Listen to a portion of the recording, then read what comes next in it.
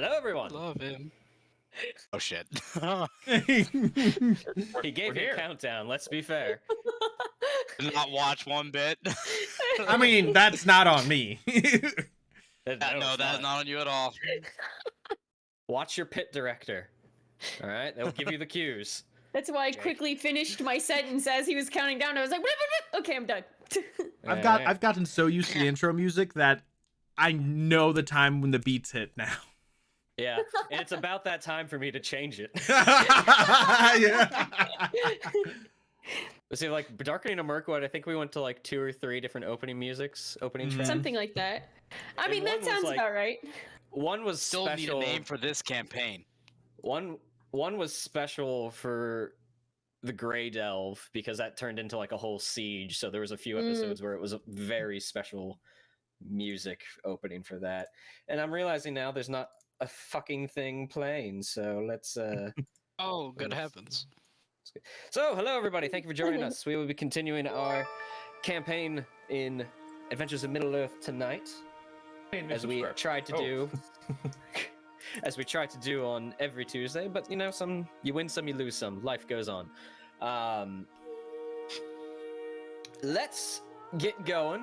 Let's give the dice an old little warm up roll there. Everybody, go ahead and roll a d20. Oh, no. One of these days, he's gonna throw us for a loop and say, "Everybody, roll D100." That'd be fun. Everyone roll a It's also d12. one. I like you to be in roll- the middle of the pack. I am If not you in the roll middle of shit- the pack. If you roll shit, hope that it's just a fluke. If you roll well, hope it's a sign of things to come. Let's see here. 2 5s. Yes. Matt rolled the highest, And a 13. and it's a Yes. 13. That is oddly fitting, considering how the course of last session went. 13 Oh, is my no. lucky number. Go ahead, and if you would be so kind as to give us a bit of a recap from last session. So who is me? Yes, Malvhor. Okay, very well.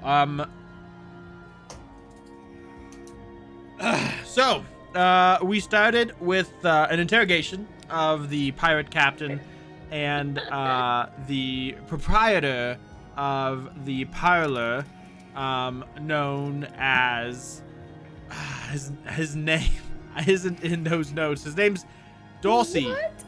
There you go. You know when a name just anyway. With the Captain Uban and the proprietor of the parlor, Dorsey, we had an interrogation of him to try and figure out where to go next. You found out that Dorsey didn't have much to tell us, not very specific, and he said, if wind gets by that he might have betrayed the cat's eye, he's as good as dead. And he was very unwilling to cooperate with us in any other capacity. The pirate captain we struck a deal with to get transport on his vessel, if we make it to his vessel in time, to Umbar to continue our hunt for an item that Radol is seeking, known as a Silmaril. That they don't really know exactly what they're looking for, the pirates. They were just told to turn up any piece of jewelry they can find. They've looked in the markets, they've looked in the town, they've looked for shipwrecks. They've turned nothing up so far. We found that the Hellion has a partner and has been attacking Captain Uban and his pirates and making life difficult for them. And we, after our interrogation, we went to bed, finally got our long rest, and in the morning we each went our own ways to do various things. I believe Fig went shopping. Gosh, I don't know what's with me in names. Kevin's character, Cirion. Cirion went to talk to Barador. I don't know what is up with me. Cirion went to talk to Barador God. and inform Oh my us, God. and that was a train Everything wreck. we've been through, you fuck. That was a train wreck of Barador saying, "You've met a cat's Train eye. wreck. You met a cat's eye operative, and let them go. You're traveling with a corsair." And What's worse is I'm traveling with a friend who forgot my fucking name.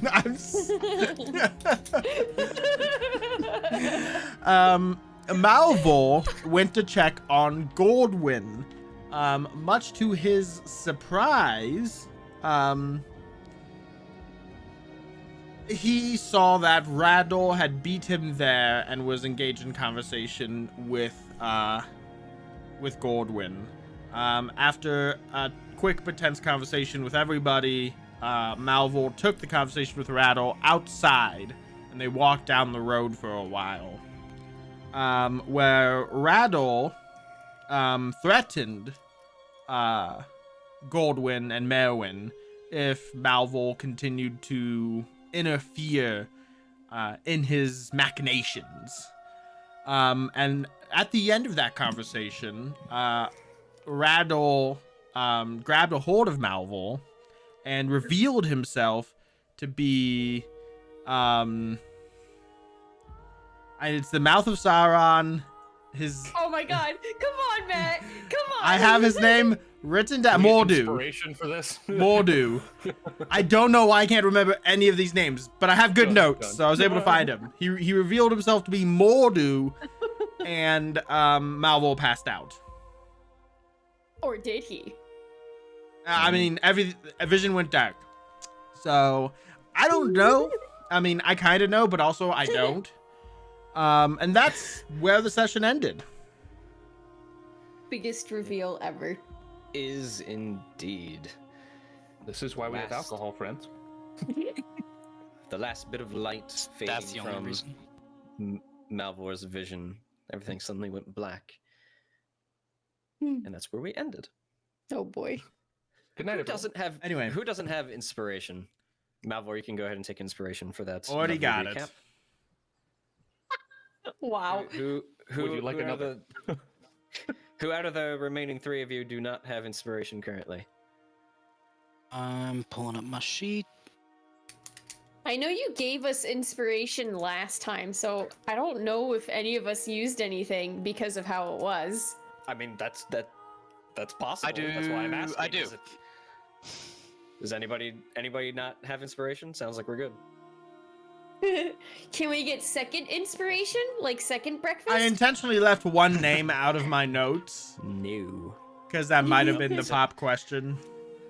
It sounds like everybody's got inspiration, so no trivia question today. How about about that, everybody? 5 Athelas salve?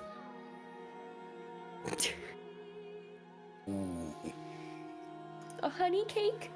What about a penny? 5 temporary Penny hit rocks. A points. I'll hay take penny? that. But never mentioned plus or minus. Actually, yeah. What can I do to get my full hit point, my max hit points back? A fellowship shoot, I didn't even phase. think of that. Oh, I'm fine.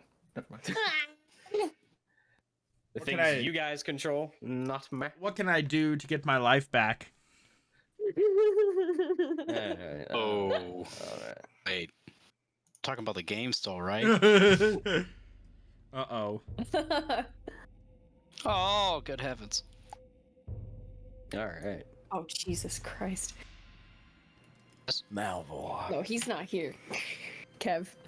Oh, I'm right here. May I proceed? Done.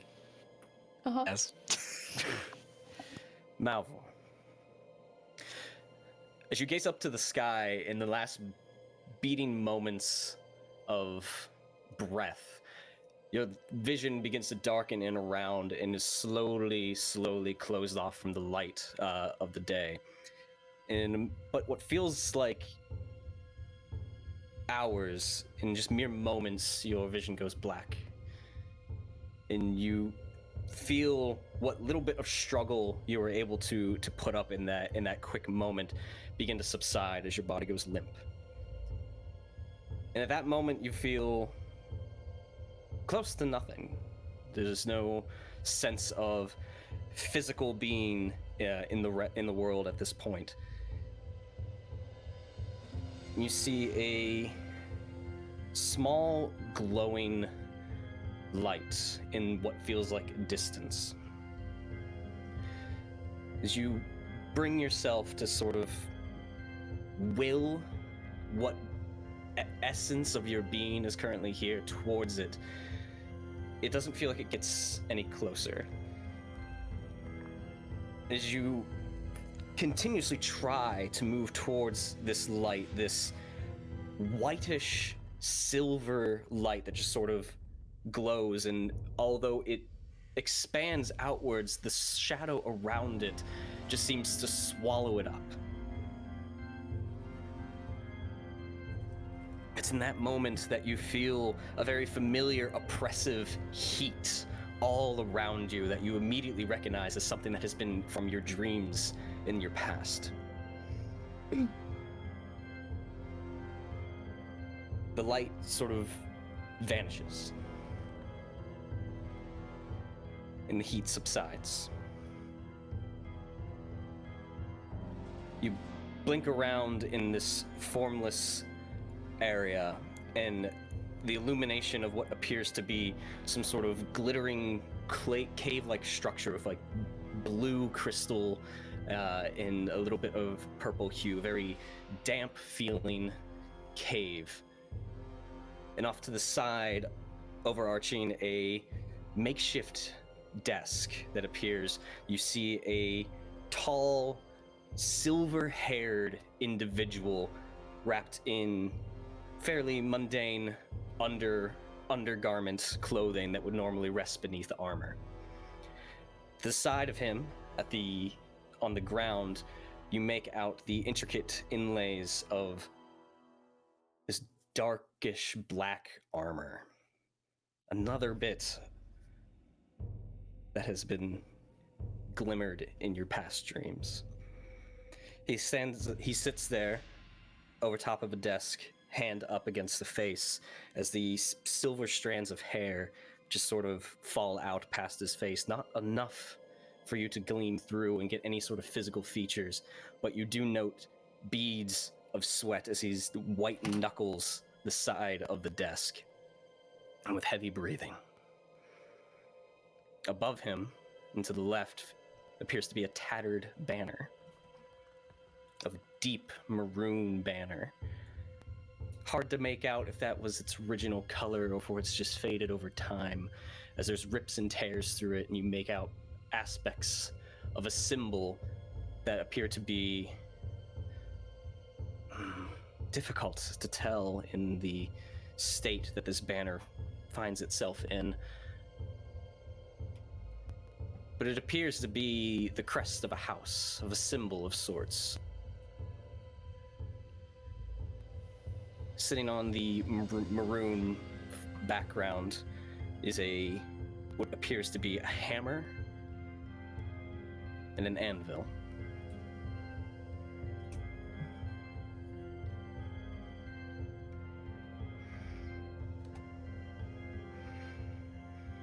Before you can glean any other bits of information from where you are, you blink once again, and that heat returns, this oppressive sense of heat, of something watching over you, pushing down, and the very air itself becomes hard to breathe, almost poisonous.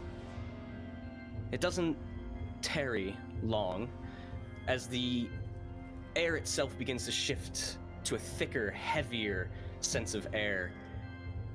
Difficult to breathe still, but it seems to be not from any sort of poisonous nature to it, but more of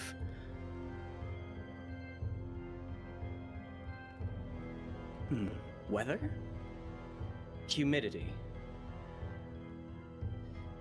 You're moved from a cave to a thick, green landscape filled with trees and ponds and streams though this doesn't feel like a pleasant place to be, yet on the surface, the greenery seems refreshing. You move past a shallow pond where you expect to see a reflection, but all you see is darkness, a bit of a void. You get a sense of dreariness, of sadness in this water, stillness.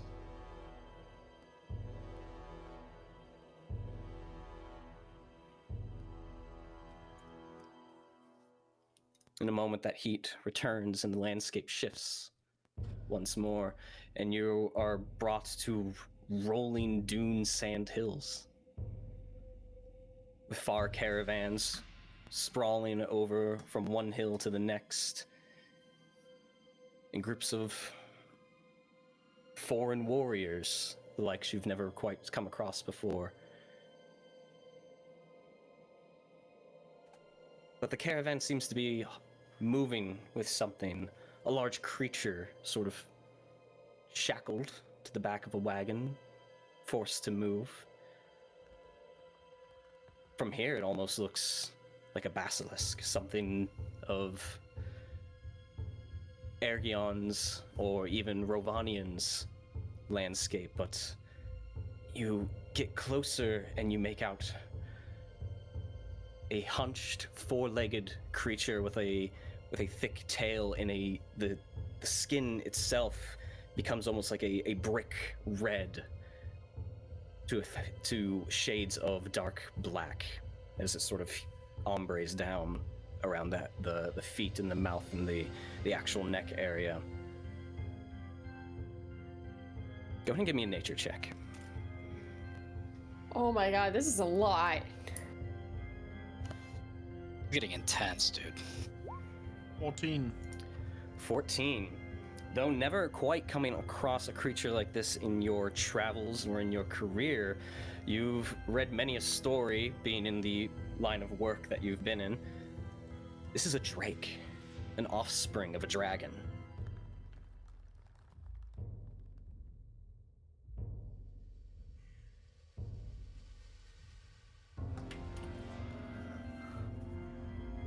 Finally, your vision shifts once again, and you're brought to a lone dockyard that juts out into the ocean, where specifically you can't seem to gain your bearings, but you see a individual standing near the edge of the dock, just as the sun begins to clip behind the horizon as it begins to set.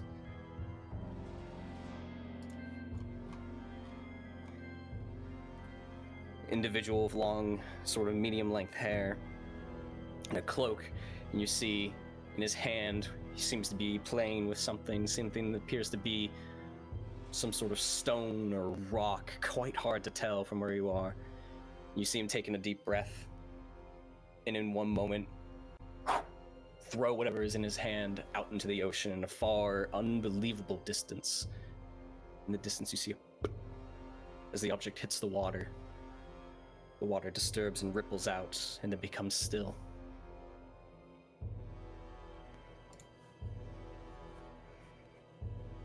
Your vision goes black.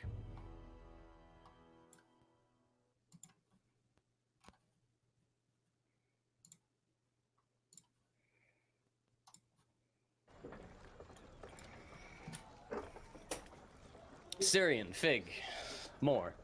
And drink. The three of you, when we last left off, reconvened at the docks of Pelagir, as Moore was sitting there, looking out over the horizon, waiting for the rest of the Fellowship to arrive.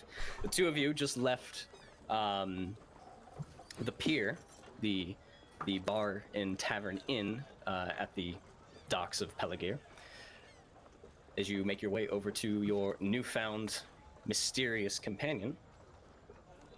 The scene is yours. What would you like to do? Oh. I'm trying to remember. I think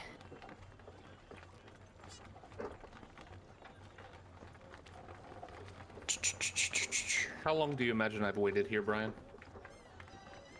Since you guys set out from the parlor this morning, probably a better part to like an hour or two. Okay. If you had no other tasks for the day to handle, everyone else ran some errands. So you've been patiently waiting. This is right when we reunite with him. This isn't having waited already a little bit after reuniting. Correct. Okay. Correct. Unless you would prefer that. If nothing would have happened immediately, then we can skip forward a little bit. No, I don't. So choose. Okay. No, I couldn't remember. I thought we waited a little bit already at the end of last session, but maybe that's me misremembering. I'm giving the party an opportunity to do something at that moment. If there is nothing, we will move forward. So just see more. I'm assuming we met up with more. That is exactly what I just narrated. Yes. Just making sure, because we're getting all mixed up. Okay. So, just looking at more, being like, "Oh, did you get everything you needed to done?" Well, me simply smoking my pipe. Appears there's only two of you. Why might the third be? Malvhor. He wanted to go check out Goldwyn, so could wait for him a sec. How far away is that from here? How far is it from here? It's just outside the city. Okay. Couple minutes walk. Not too far.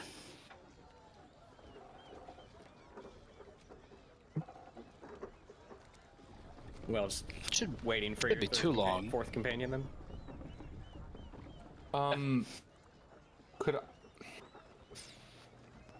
Given who So I am, would I notice... As time passes on, as the three of you sort of stand up in the dockyard, passing the time, watching the fish sort of scuttle about and making side conversation, there's a moment in your conversation more where all of a sudden a beacon in your head goes off. An absolute immediate warning of somebody have just made themselves apparent that you have not known them to do in a very long time. And you know exactly the direction this is coming from. I was going to ask about something like that. I wanted to give you guys time to make it sure it just popped up when it needed to show the fact of things happening in parallel. Yes. Parallel time. But, I, in shock, drop my pipe to the ground and grab Cirion and Fig's shoulders and say, "There's something ill afoot. We need to go. Now. Where? Lead me to Malvhor." Goldwyn's is this way. I'll start I'm afraid making he's in danger. once he says that, I'll just bound on over with full speed and just dash across the city. I'll just see her and be like, "Okay, we're doing that." So I'm gonna you take off after her. Like, you don't have to tell her twice. I hastily scoop up my pipe, and I think we go for an Aragorn, Legolas, and Gimli run too. 80 speed, go! Yes. Mm-hmm. So you guys run through the streets of Pelagir, sort of navigating your way through back alleys to try and shorten your time frame as best you can to the main gate, back past the stables and down towards Goldwyn's cottage. Christ. Words! We're all failing with words today.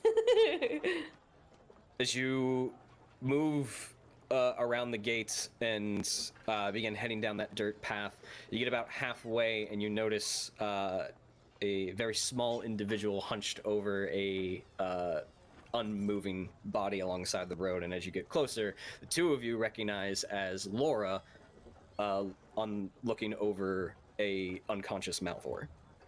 The moment I see that, I'm just gonna make a beeline toward Malvhor and check vitals for life or death, and then ask Laura what happened.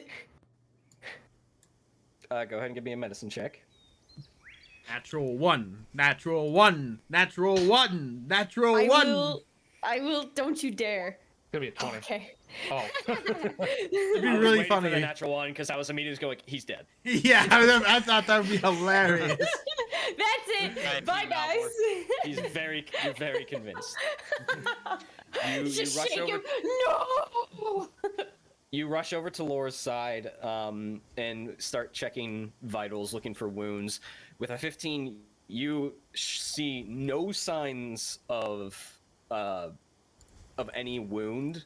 There's no lacerations. There's no blood. There's nothing. He just seems to be on the ground, unmoving. But there is shallow breath. He is alive. Laura, what happened? I don't know. I just walked outside and I saw him just laying here. I'm gonna try to shake him awake gently at first. Gently. Yeah. Wake up. Big more. I'm gonna scout the area. I move over to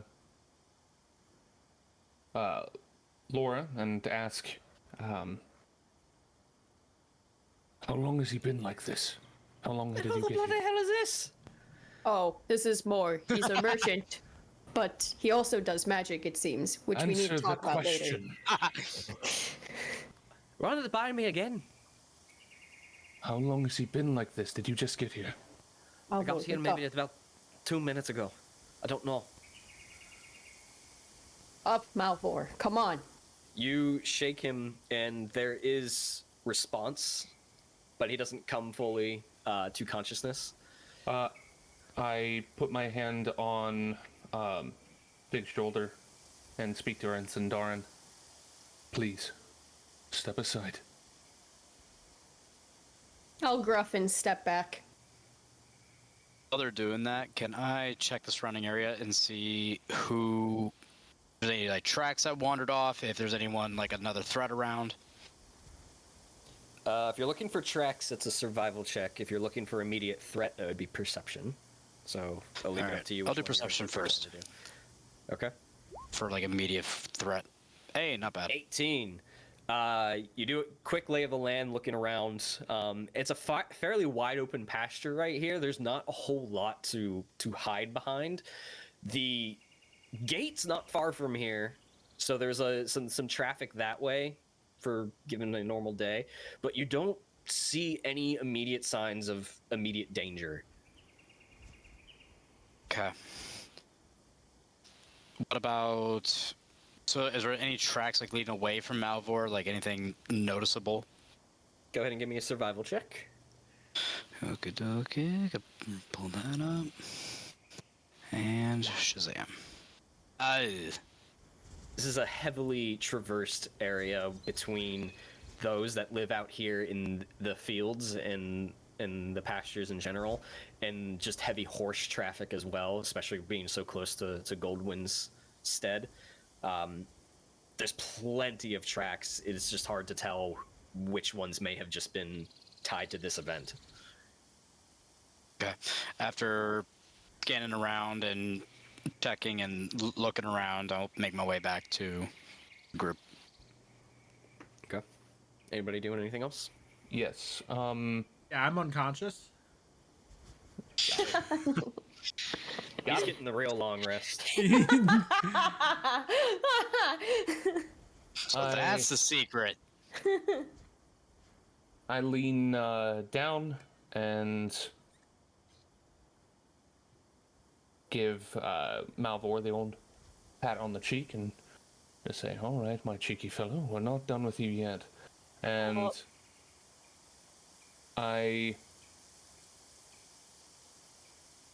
do I perceive anything about him this close that might have made him fall unconscious or might have wounded him in some way? So as soon as you sort of give him a little tap aside the face, you almost recoil immediately as a vision, like in an instant, clouds your mind's eye of a very familiar grin across the mouth of Mordu. Cheeky fellow and cheeky bastard. Mordu, This was Mordu's doing. He was here. Laura, who else was here? No one No one visited. visited the house. Nearby for horses or anything. Somebody tall and well dressed stopped by to talk to the lady. Didn't quite get the name. Was a little bit busy out in the pastures. Tall, thin, slick back hair. Fairly well to do. Well, that's not him. Does that sound familiar? Sounds like Rador. Cirion will kind of get like a look of like, oh fuck, and he's gonna bolt towards the house to check on Goldwyn. So they were both here then. I'm confused. I left. I ran. I explain as best I can in Sindarin that they seem to be one and the same. Vigdis. Your Rador and my Mordu. I lean back down over Malvhor and begin to say a prayer in Quenya to appeal to the light of the Valar and see if I can maybe coax him out of this stupor. Go ahead and give me a wisdom check, and you can add your proficiency. It probably won't auto do that, so just your proficiency. I believe everyone's proficiency is 3 right now. Yes. Is that correct? Yeah. So go give your wisdom and add 3. Plus 3, so 22. 22.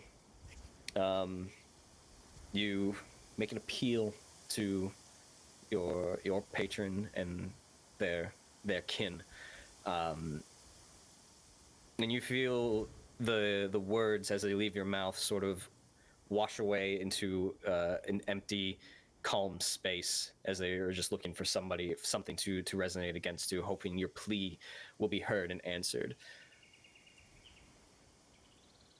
As the words go out, and for a moment there's not a reply, but then you feel presence that you feel that seems to be right next to you, and not somebody you expected to answer this call, seeming now that you've made yourself known for many years. But you feel the presence of a Valar that you are not, you're familiar with, but not one that you've, spoken with often, or one that you've felt the need to seek counsel with. They're definitely not the ones that sent you here. But you feel the presence twice, one on either side of you, one physically present and one sort of ethereal. And to your left, which is more the ethereal one, is a tall, very pale woman draped in green and animal critters sort of around her. You feel the presence of Yavanna. Yavanna, yes. And as you feel this presence, and you've had an inkling before as the ethereal one, you look sort of over to your right, the more physical present one, and you see this sort of almost silver gold aura around Fig. Who is breathing heavily through gritted teeth in fury right now. Waiting for you to do your thing. You feel Yavanna's presence sort of move forward with her hand to sort of match what you're doing, and the essence of the Valar sort of transfer to you for but a moment, and she grants you her power for just a brief moment in time. And as that goes through you, from her through you, you sort of will it forward as you finish out your Quenyan incantation, and a big deep breath as the eyes open wide and gasp for air. Malvhor comes to, and you feel the presence dissipate. Cirion. Release you. Cirion, you sort of power here. you burst through the door in a bit of a panic, and you just see Merwin and Goldwyn with no immediate cause for alarm. They're more startled as you come running through, but at the moment they seemed very, very safe and unaware of the situation. Okay, so then I'll just kind of I'll be looking around frantic, and I didn't mention I didn't think we'd get right to this right away. My dagger is held in an ice pick grip as I run through the door. And I look around, kind of like frantically, like looking for threats. Scare the shit out of him, why don't you? You can give me another perception check if you're looking for something inside the house. Yeah, why not? Let's see if our friend left anything behind. 18 again. You sort of move room to room real quickly, trying to give it a whole once over. The two in there seem safe, and you don't find any signs of anyone else lying in wait. Thank goodness you two are okay. Okay, what are you talking about? You busted in here. I'm gonna take one little side eye look around the room, just kind of and I'm gonna resheath my dagger. Malvhor was attacked on the road. Attacked? He just left here. We don't know by what. Just worried some kind of fate befell you two. She starts moving past you to head outside. I'll follow her. Back over. We'll switch back over Yeah, to the other. Wait. So Goldwyn left. What does Merwin do? She just stands there. She's slowly following her mother. She's Okay, I'm gonna. intrigued. Okay, I just want to make sure we're not just leaving her behind. But yeah, I'll be like, my lady, come. And yeah, we'll go towards Malvhor. We're gonna walk back. I'm gonna pull back my dagger out into an ice pick grip. Kind of have it really hidden, but just kind of the edge is kind of more folded out past my forearm as we're walking.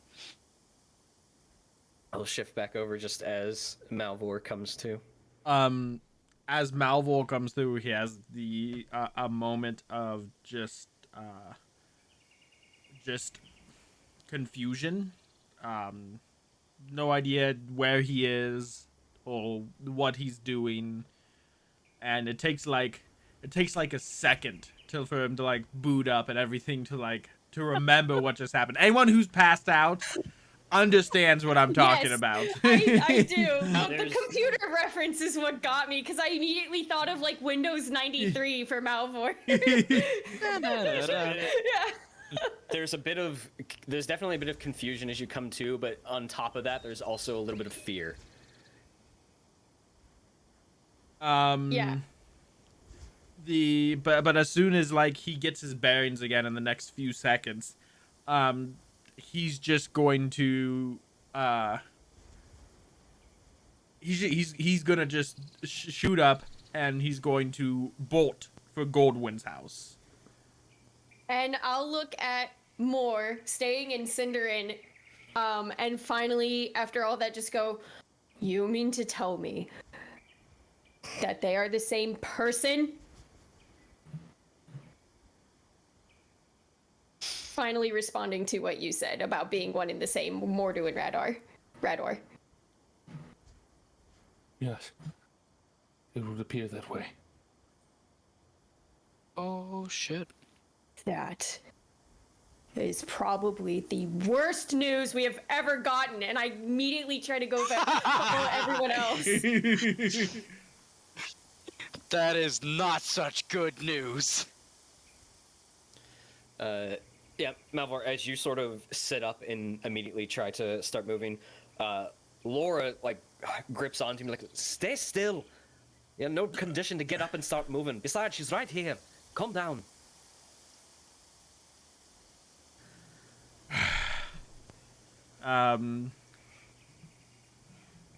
Malvhor will just take a deep breath, And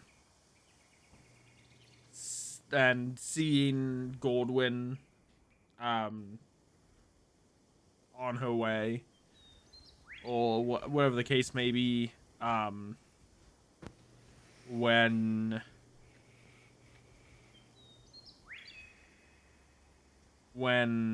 Goldwyn arrives, Malvhor will stand and take her in an embrace.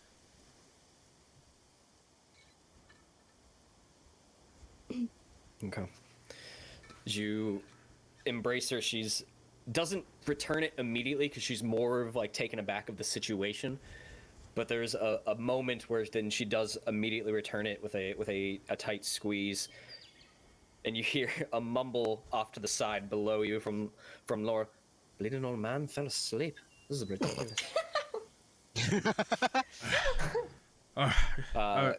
Goldwyn, you just hear sort of like mutter into your shoulder. What the hell happened? You just left. Are you okay? I'm fine. Malvhor will let go, take a half step back, and he'll say,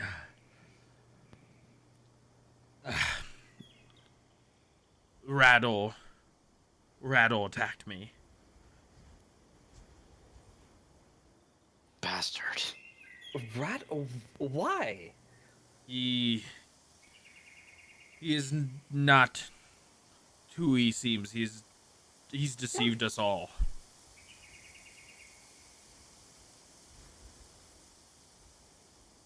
And this was a warning from him. Warning? I'm afraid I don't understand.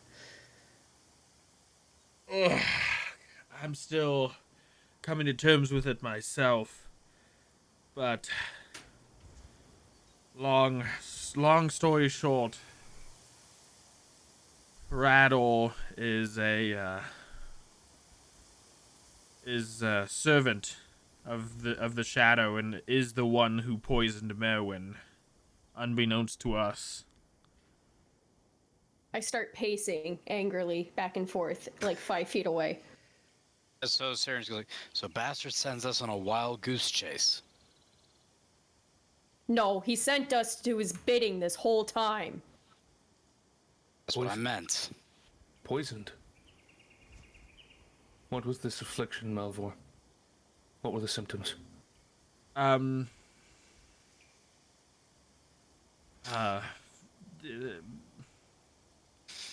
Illness. She was bedridden, sweating. She was on the verge of death. And ultimately, I still don't know what. Oh, actually no. I remember what the illness was. It was part of it was the plague that ravaged Gondor some time ago. Would I recall any of these events, Brian? Yeah, you're familiar. It was known as the Great Plague that ravaged parts of Gondor early in the Third Age.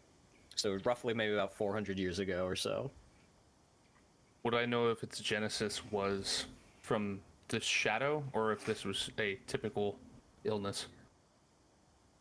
In the sense that it was just an illness.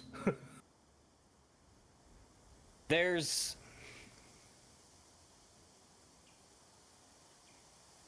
Just give me a general history check.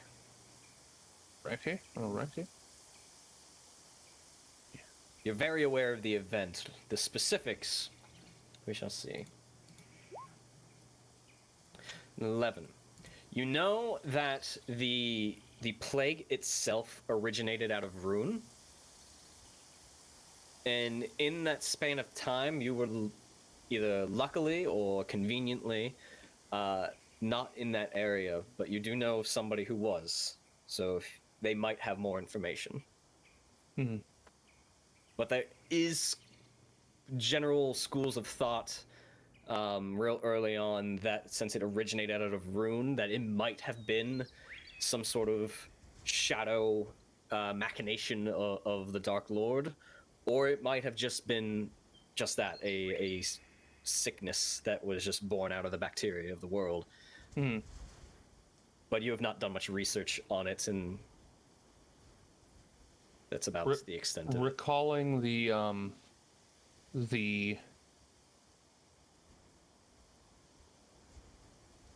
vision, let's call it, that that I briefly received from coming into contact with Malvhor. Her name's Merwin. Who? The girl. The daughter is Merwin, yeah. Okay, she was the one that was Goldwyn's sick. daughter is Merwin, yes. Okay. Making sure you weren't referencing Laura. Yeah, no, you're good. Yeah. Is this your child, madam? Don't make the same mistake we did. Just making sure. With just sort of that elderly, good-natured man energy, I call over Merwin and ask to, Merwin, give out your hand, child. A bit hesitant at first, but reading the situation, Goldwyn sort of edges her and says, "Go, it's all right." I go back to pacing. I nod to Malvhor to let him know that this is all in for the good, and take her hand, in an attempt to sort of muster whatever might remain beyond what was cured. Right. Maybe maybe that comes in the form of some sort of ritualistic speaking in Quenya. Maybe I can't. I'm sure I can only ask the Valar for so much at any given time, but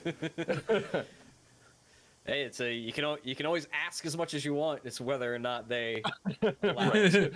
So, Right. Hey, listen, I know we just talked, but could you come back down here? dial Come on, baby, don't be like that. Yeah, So dial a favor. Yeah, so you're basically holding both of their hands and just trying to see if there's like a connection between the two. Yeah. Or Yes. Maybe some sort of. I understand that there's contact with the shadow here, and I'm trying to see if that same energy is there, yeah. and whether we might be able to cure what's left, because I don't trust shadow to just be cured so easily. Sure. This is a very interesting situation in Adventures in Middle-earth, because this would be a time where I would ordinarily go like, give me an Arcana check, but that doesn't exist here. So just bear with me as I play around in my head here. I will say it wasn't easy. I could pop her on the head with my staff, see what happens. Playing a game of whack fuck here. We'll go ahead and do the same thing. Just give me a wisdom check and add 3. Ow. 18. I was playing around with insight, and that didn't quite work for this in my mind. Still would have been basically the same. Good to know. Oh, wait. No. It wouldn't have been it. It would have just been my wisdom straight up. All right, so 15 plus 3. Yep, 18. Okay, 18. The presence you felt now that Malvhor is awake is pretty much subsided. You feel a distant echo, and for the lack of better terms, you kind of are just chalking that up as a calling card. Like it was something here that was left for you specifically as somebody who might be able to find this and be like a bit of a warning. But that is, since it's manifested itself once already, it's already begun to subside. So you don't feel any sense of ill intent, curse, or shadow lingering upon Malvhor any more so than there already is. Merwin, don't feel... Merwin, you feel that it was once there. It's almost a bit more branded in what you feel like, but the connection was severed. There was a curse upon this child, but the curse was broken or lifted.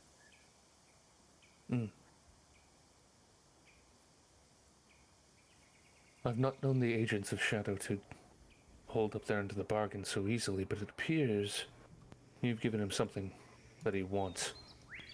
We have been giving him everything at this point, even before I met the rest of you. Now is not the time. There are many ears here. We need to find... We didn't know up until Dead Marshes that Rador was suspicious. What did you see? Briefly. Long story short, saw a body that looked like his. Been dealing with Rador for a time before that. Understood. You got a lot from that short. Yes, I did. Come. What do you suspect? We must make our way. Make our way where? Where? Where we were going initially. I don't It's- think that's a good idea anymore. It's not so simple. And Malvhor glances at Goldwyn. Can I do an insight check to Malvhor? Sure. I want to know his fear. I understand Fig and Cirion a little bit just being this way, but Malvhor, it just seems a little bit odd. Well, I mean, 13. you don't need a very good insight check to tell what's gonna happen, because Malvhor is just going to be out with it here in a moment. As he says, if I continue on this quest to stop Mordu, to prevent whatever he's trying to do, he will come for Goldwyn. My lad, he will come for us all.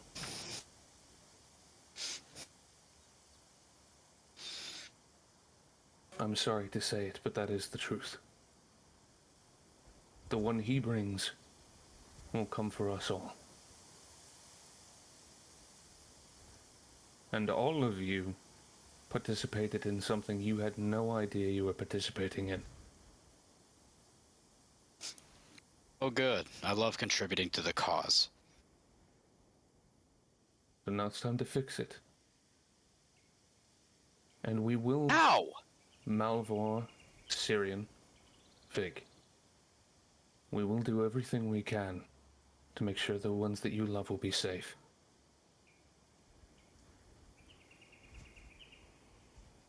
Let's plan. And let's be discreet. Shall we?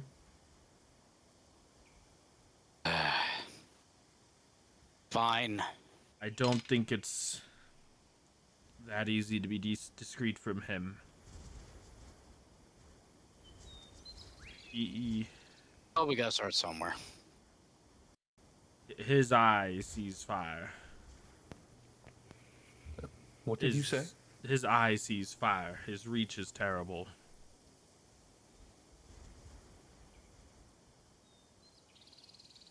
He was able to... I have reason to believe he's been able to, Mordu specifically, has been able to directly spy on our dealings in some capacity.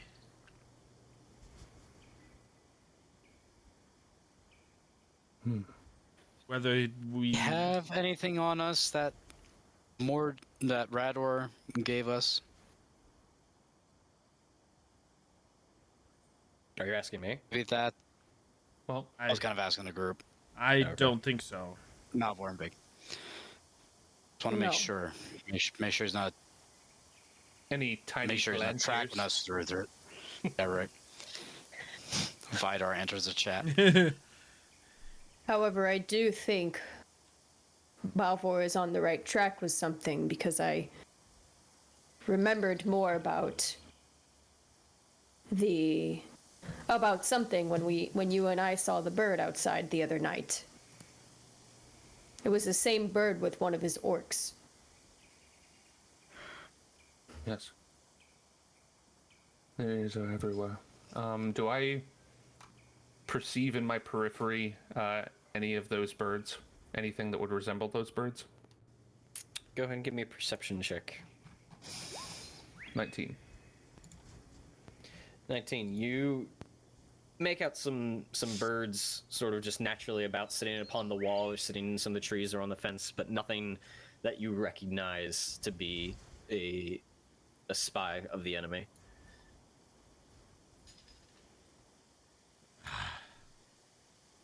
Seem to be safe for now.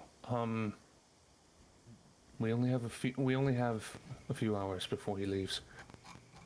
Damn it. Can we step inside, Malvhor? Yes. Steady on, lad. I give him my shoulder to lean on. What's my Can I hit point status? You're perfectly fine. Okay. Just didn't lose delirious. Yeah. Yes. So I got a nice staff to help us walk, so we can keep moving. I intend to lead the group inside the house. And as we walk in, I whisper to Malvhor, "Is there anyone a party to this house that you have only known for a short time?" The only person I've known for a long time is Goldwyn, but that's because Other than the child. that's because the child is new.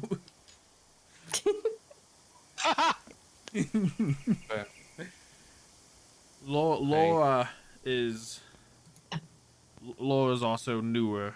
I haven't had nearly as many dealings with Laura as I have Goldwyn, but Laura would lay down her life for the child. I understand. It's Laurel or Laura? I hope I'm Laura. not saying it Laura. right. Laura. Okay. Laura. There's probably a handout portrait of her somewhere There buried is. in your journal since you joined after the party got all this. So you probably have a lot that's probably overwhelming. You didn't get it handed out one by one by one, but there should be one in there for which all of you have right ability to it. So to all those portraits. So if you need to add hand or notes for any reason outside of the ones you keep, have at Look it. at that. It's a person. There we go. So we got Laura. I request her to take us to the wine cellar, or just the cellar in general, so we can be out of sight, out of Cellar? mind. We don't have a cellar. Well, whatever area can keep us out of sight, if you don't mind. We can go out to the pasture and the barn with all the horses. Would you prefer that?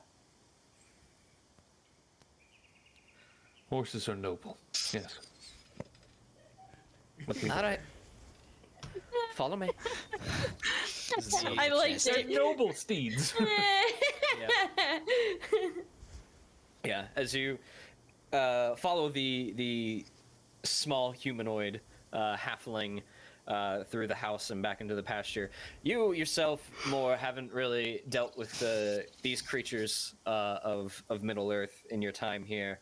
But you've heard in meetings and in writings that one of your compatriots, Olrin, is very familiar with these individuals. But she leads you through and back into the pasture. Past you see several horses out, just sunbathing. But you're led into the sort of open barn area with stacks of hay and the wonderful smell of horse. I'm going to ask and make sure that Goldwyn follows us. Okay, if you request that of her, she will abide.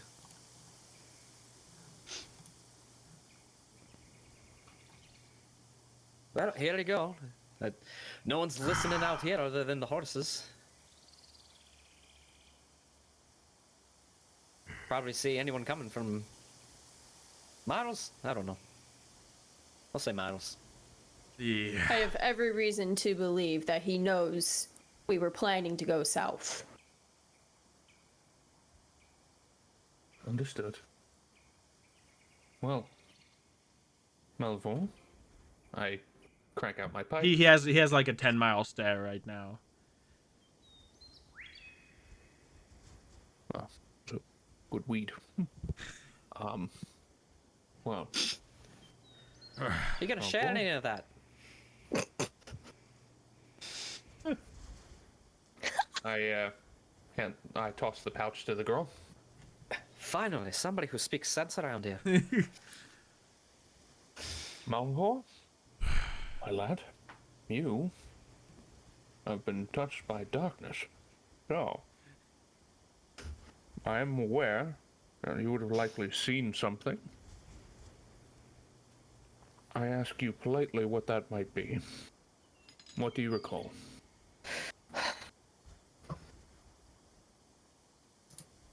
Before we discuss that, we need to discuss. We need to inform. We need to figure out what Laura and Goldwyn can do. As in what? Hide? Because I can't just... Mole's right. I can't sit and not take action when what may come, if they succeed, will hurt many more people. Yes. But the moment Rattle Mordu made it very clear that the moment I do anything, he will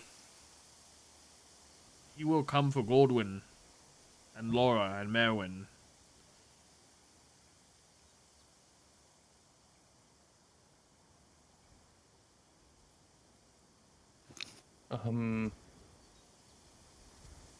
I speak in Sindarin to Fig not to create any arouse too much suspicion with the group, but just I think we all speak Sindarin. oh, we do? Yeah. Mm-hmm. Well, isn't that special?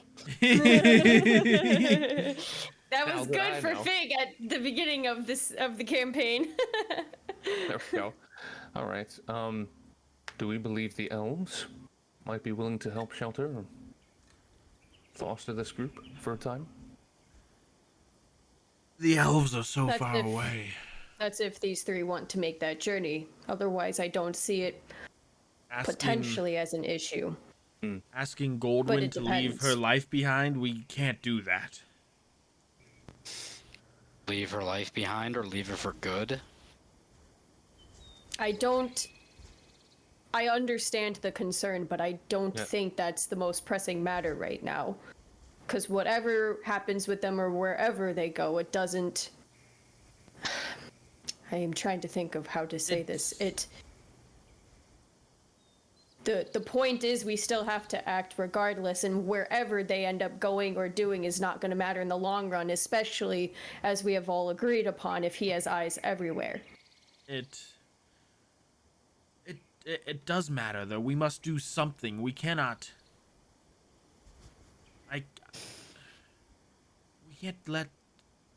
We can't not do anything to help.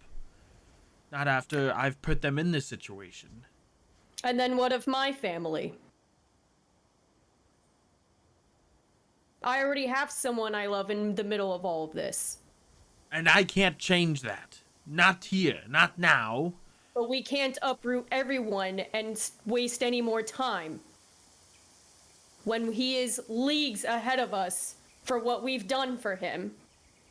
I for will. being stuck in his ways, doing what he wants, constantly being in his grasp. I will not leave my family defenseless.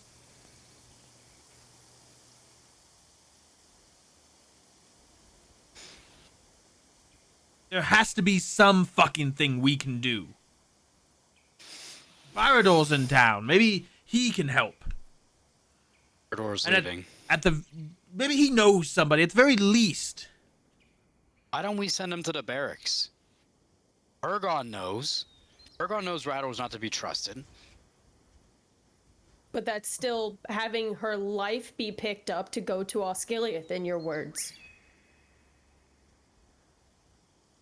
It's better than going all the way to the elves, I guess. I don't see anyone else coming up with a better plan. How about we ask them? Fair enough.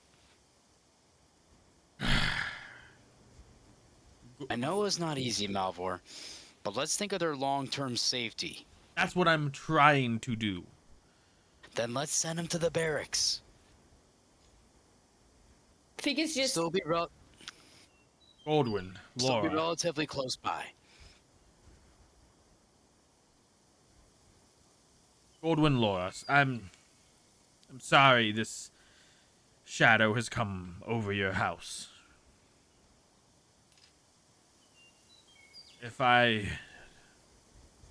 I can't think of that. We can't sit and do nothing because the ones who hurt Merwin will hurt many more. Sons, daughters, brothers, sisters. And we are in a unique position to thwart their efforts. But they will come for you to try and hurt us. To try and hurt me.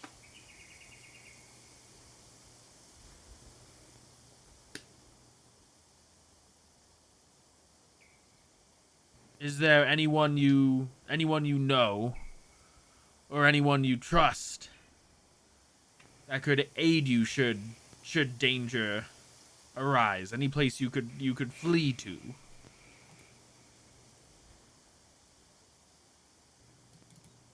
What are your thoughts?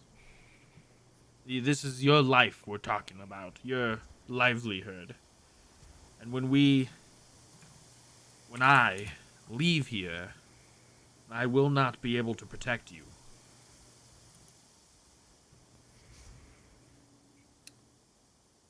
They sort of look at each other as they ponder the question, and there's several beats of silence.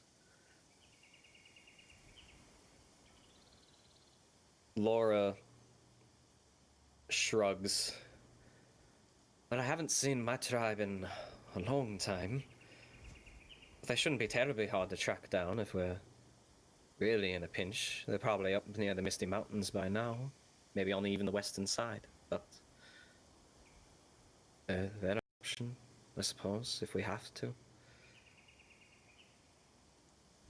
I think some of my kin have settled down north of the White Mountains. Yes. I'm sure the Aothid will welcome one of their own again. I'm sure they've been trying to start something. On the way to the elves, we actually met some Aothid. We shared camp with them for a night. They are there. Well, it's good the Wayne Riders haven't fully scared them off, then. But if that is what you would wish of us, then we understand the gravity of the situation. I believe. So if that's what needs to happen, we can set out at first light tomorrow.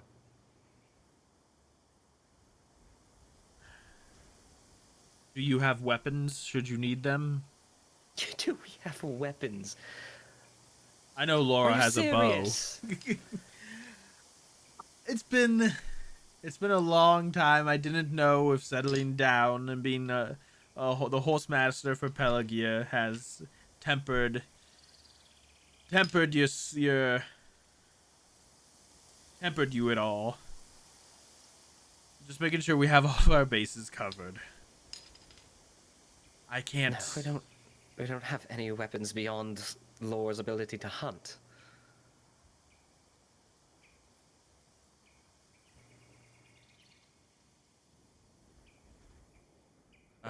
But the horses know the land well. In between here and Osgiliath is fairly safe. Even in Minas Anor, we can stay in there for a bit of time. Well, if you're going to go on such a large journey, at least take this. It would make me feel better about being so far away. And I produce my last Athelas salve.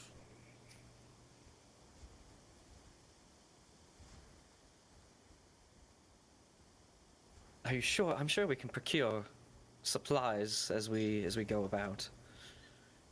I will be fine. I have Fig to look out for me. She'll protect me. Pig is just angry, antsy, and fidgeting right now. I'm just saying, kid. You haven't tossed me over your shoulder and carried me to safety yet. Fig has. I can turn into a bear. That's enough. Very well. Well, here, take the. I'm gonna give him 2 gold pieces Okay. for. This will be for you to pick up any extra supplies you may need. Thank you. We'll put it to good use.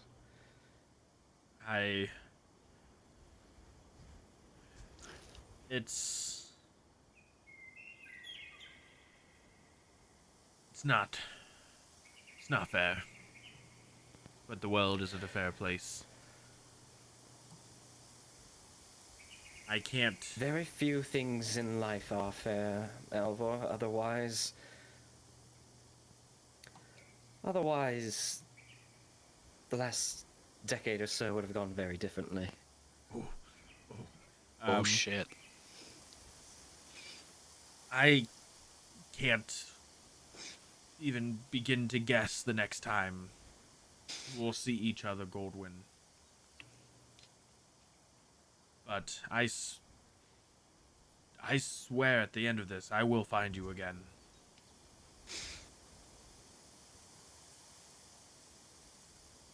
Keep safe. There's a long road ahead. For both of us.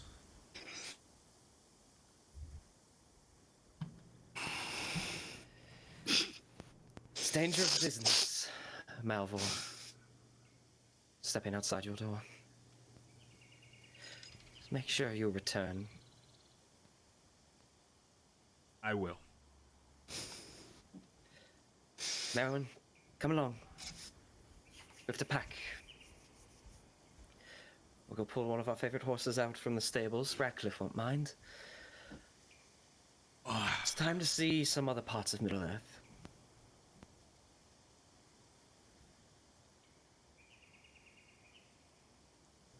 As Merwin sort of follows Goldwyn out.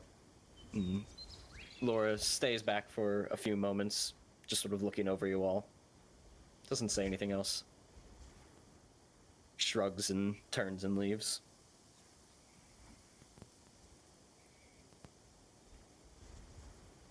I would very much like to discuss our next plan of action.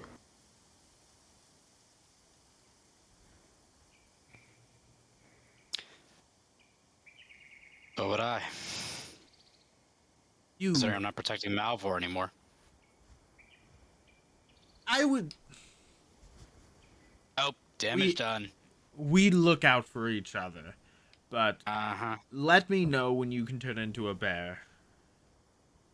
Yeah, I'll let you know when I can do this. I'm gonna flip them double birds. No, I'm kidding. I'm totally kidding. Didn't say that.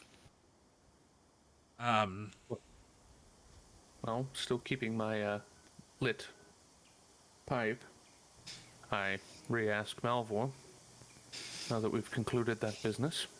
I know that was hard for you. What did you see? In the twilight of consciousness, I saw many things.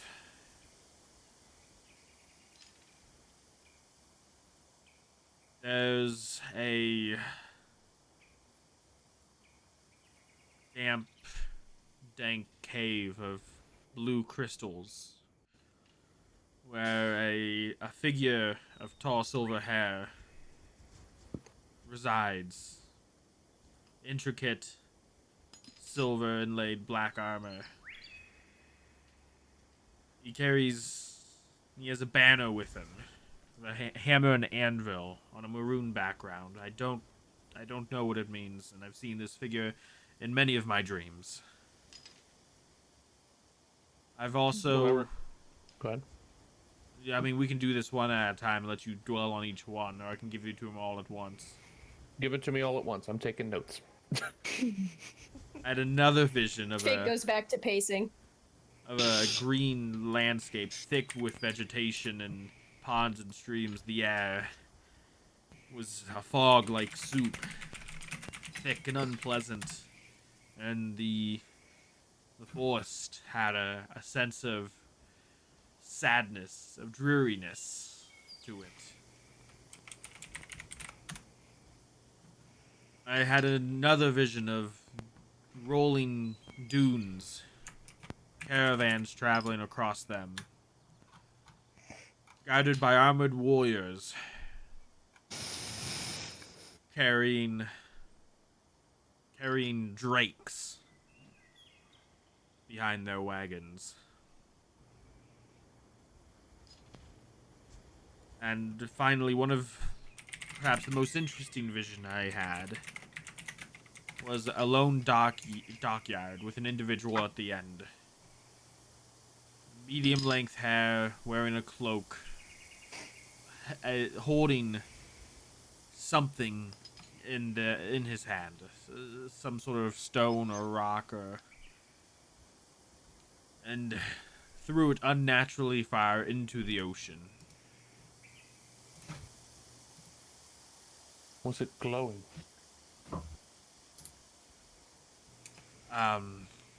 I don't remember seeing it glowing in the dream, but it was just that, a dream. Details maybe lost, maybe inaccurate. It's hard to pick up on everything. To keep it simple, Brian, I'm just going to give you bullet point notes of what I'm kind of thinking of for all of these. A So game there's of a tall silver telephone. hair, blue crystals, hammer and anvil banner, Yeah. a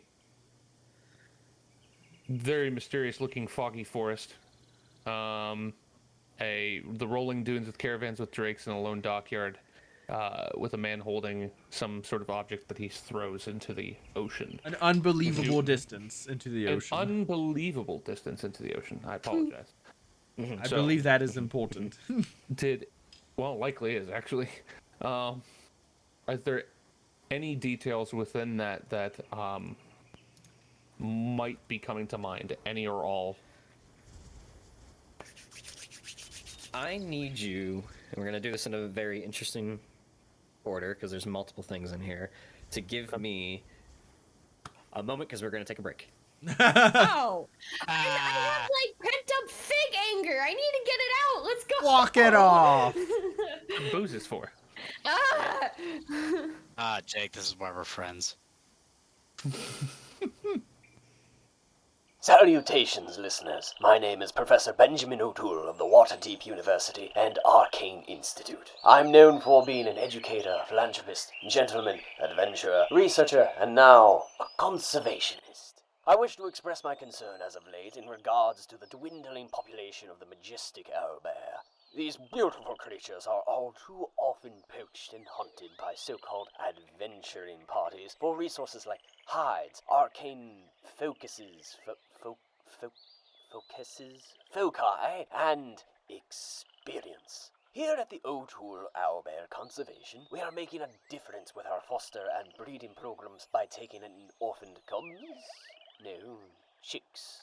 Juvenile owlbears. Our volunteers work closely with the owlbears in our care until they are of age and suitable for the reintroduction to the wild. Without our, and potentially your, intervention in this matter, owlbears could very well disappear from our force. So, how can you help us in our effort in preserving the Aves mammalia? You can get involved in this effort by symbolically adopting one of our owlbear juveniles. Your donation will go straight to their support and care. Take a tour of our facilities and read our various literatures to educate yourself on this wonderful creature. Write to the lord or lady of your land and encourage policies that protect such wildlife. Learn druidic magic and swear to the safeguard of the wilds and all the creatures that live inside of it, vowing to the defense against the brutal adventuring parties who go hunting for these gentle creatures in such a barbaric manner. And in that vow, you follow an ancient druidic path that eventually leads you to the spirit of the forest, and they bestow upon you the power to take back the lands that once belonged to the beast and the bird that roam upon this realm.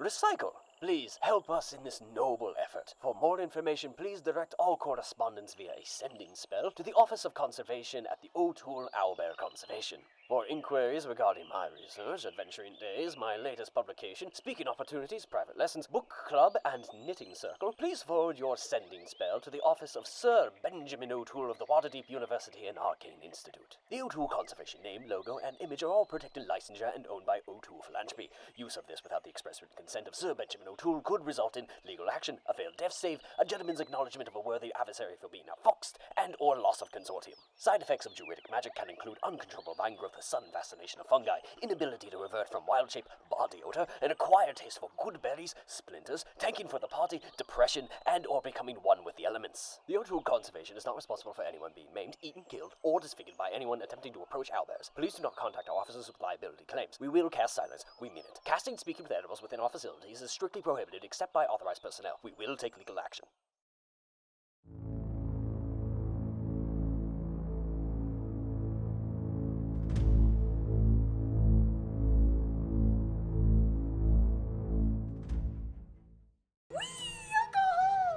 Ooh, I'm a bear, I'm a bear, I'm a bear, I'm a bear. I'm a bear, I'm a bear, I'm a bear, I'm a bear. I'm a bear. Pack. We need Right. to leave.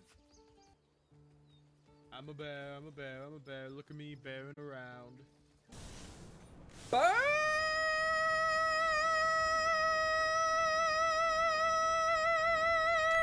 And latch onto you. You take 5 shadow damage. This is not the hug I wanted. Alright, let's make attacks at him. Roll them dice. You missed my birthday, bitch! Probably go up on sale tomorrow. My donut! I got it. I lost it. I dropped my donut. Talks amongst yourselves. Yeah, so I think Are we there yet? that way might work. Are we there yet? Kevin, you're fired. Don't have us talk amongst ourselves then. Oh, I'm sorry. It's role-playing game. Said the thespian. Meh. Meh. Oh no. Meh. In Lindsayisms. Audience meh. Chat meh. Oh my god. I think you've lost it. I need to stop doing things on stream. Adventure. Just like that. Health back. Go back. How is everyone? I'm doing.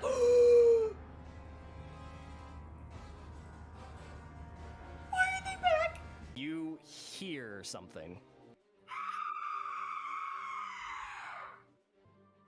Thank God I am half in the tank. I shall stand with you. Shit, you're on your own.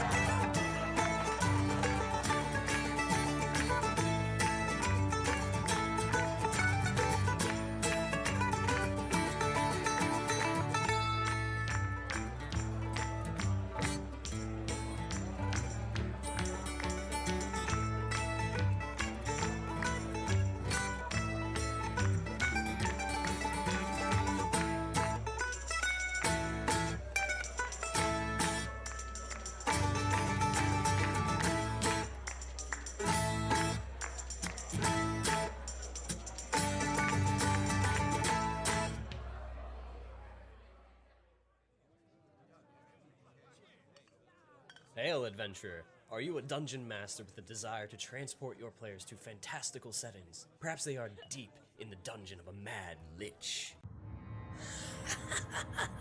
Fools, you have intervened for the last time. Let's see you survive my fireball. Or perhaps the party has just come across bandits, and the Goliath monk releases a flurry of blows and a stunning strike to gain control of the conflict. Nice rolls on the attack. Or maybe the party is taking a breather after another difficult quest. If this sounds like something you want at your next TTRPG session, then head over to battlebards.com. By subscribing to BattleBards Prime, you get the ability to immerse your players in your campaign. You'll get complete streaming access to the libraries of both BattleBards and Platemail games. And whether your game is in person or virtual, you won't be limited as you will have access to a caster and a mixer to be able to broadcast the tracks to all of your players. And of course, if you want to download and keep any tracks, then you get 20% off all in-store purchases. So what are you waiting for, adventurer? A quest posting at the local guild hall? Get over to battlebards.com and subscribe today, and use the coupon code ADVENTURE at checkout. Stay proficient, adventurers.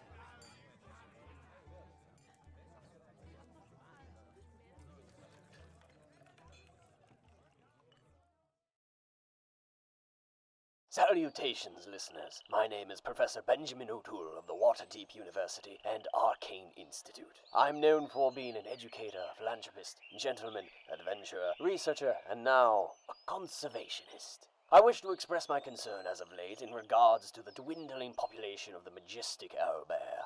These beautiful creatures are all too often poached and hunted by so-called adventuring parties for resources like hides, arcane focuses, foci, and experience. Here at the O'Toole Owlbear Conservation, we are making a difference with our foster and breeding programs by taking in orphaned cubs? No, chicks. Juvenile owlbears. Our volunteers work closely with the owlbears in our care until they are of age and suitable for the reintroduction to the wild. Without our, and potentially your, intervention in this matter, owlbears could very well disappear from our force. So, how can you help us in our effort in preserving the Aves mammalia? You can get involved in this effort by symbolically adopting one of our owlbear juveniles. Your donation will go straight to their support and care. Take a tour of our facilities and read our various literatures to educate yourself on this wonderful creature. Write to the lord or lady of your land and encourage policies that protect such wildlife. Learn druidic magic and swear to the safeguard of the wilds and all the creatures that live inside of it, vowing. Big vibes! I gotta get this out! That happened. I don't know why we count down anymore. We keep talking past the countdown anyway. I'm just gonna always give a countdown, and you all do whatever you want. If anything, we're giving golden clips for Instagram. By the way, you should follow. Sure. Yeah. You should follow. I'm working my ass off of that account. Damn right. And this is the only job she can do without a butt. Wait, what? It's from a TV show. It's from a sitcom. Yeah, boy. It's funny. I'm kind of scared to walk upstairs now. What are the checks you need me to do, Brian? One person in chat will get that joke. More. Get inspiration. So as Malvhor regales you of his dreamlike vision that transpired moments ago, he walks you through the things that he saw and the things that he felt. The first one with a cave of glittering gems and a silver-haired individual with a banner sort of strewn up to the side of him. Go ahead and give me a history check. Think. 22. 22. The banner you recognize in the description, though the description is rough because the vision itself seemed fairly tattered and ripped, so it implied that the banner itself was old and most likely had seen better days. Though the symbolism is fairly simple, so it was pretty easy to make out. a red maroonish, maybe maroon is what he saw, but in its prime, it was most likely a red. This is probably something that just gave way to age, and with a anvil and a hammer adorned on this banner. This was the banner of the noble house of Gondolin, of the House of Hammer of Wrath.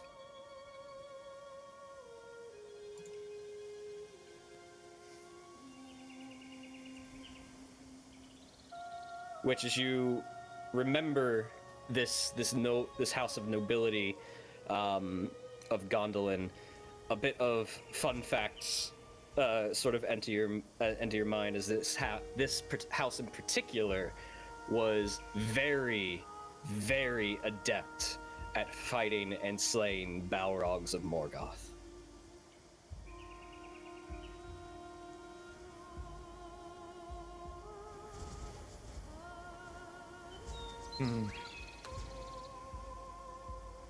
I currently am just thinking all this stuff over. I'm going to articulate this stuff to the group probably after. Yes. With a 22, you sort of think back of like, okay, this banner is clearly who they are, but they don't reside in caves. This banner is old. So how does this make sense here? There are instances in history where some of the Noldor did not actually return to Valinor after the sundering of Middle-earth, and Gondolin was destroyed beneath the waves along with the western majority of Middle-earth. But some still sought to fight and to carry on, and some of those still, instead of heading west, headed east.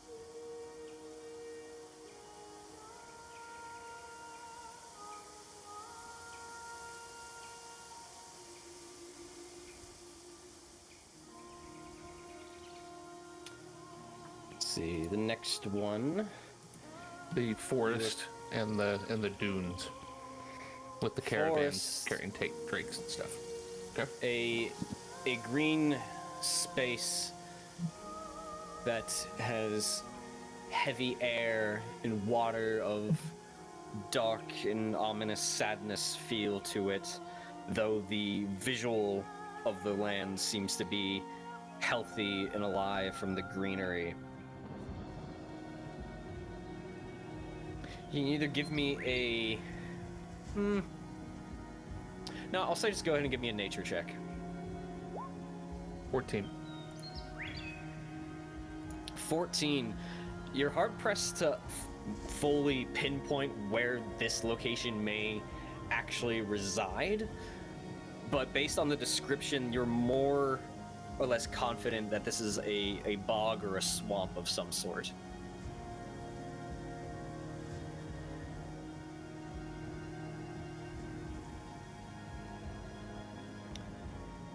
The dunes you're well traveled enough, and you spent a decent amount of time in an area such as this that you don't really have to rack your memory for it. This is one of the outlying regions of the vast land of Harad, the desert lands.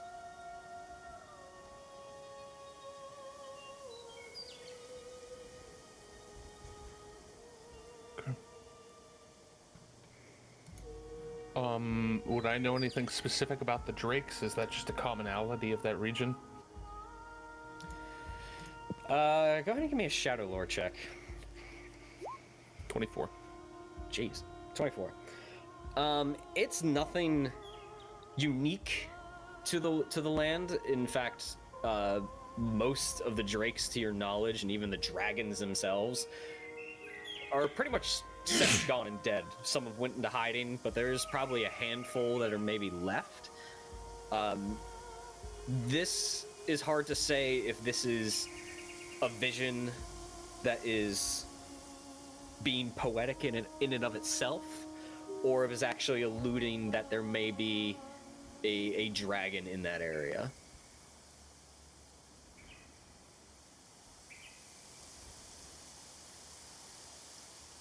Especially with the red coloration with mixes of black along the extremities.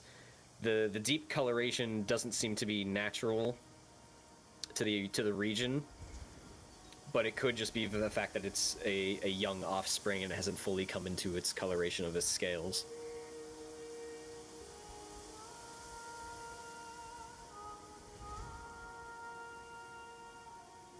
But no wings. Finally, go ahead. Sorry. But no wings. The drakes have no wings. Appreciate that.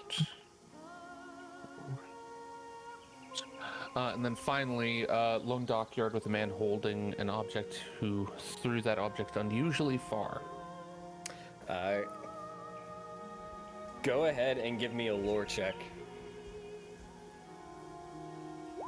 19. 19.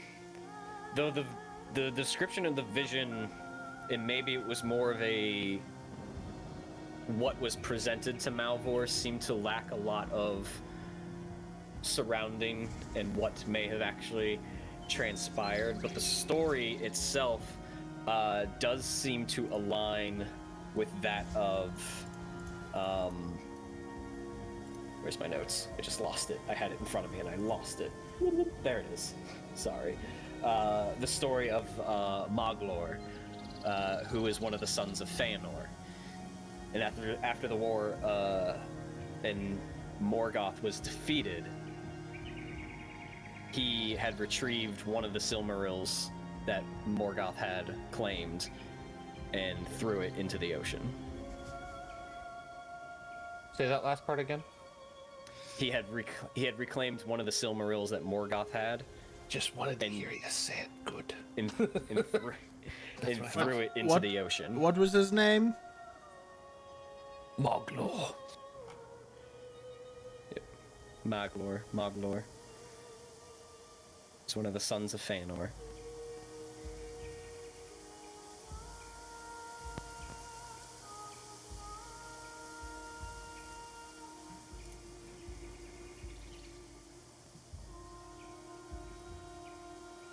Son of Fëanor? Fëanor. Fëanor.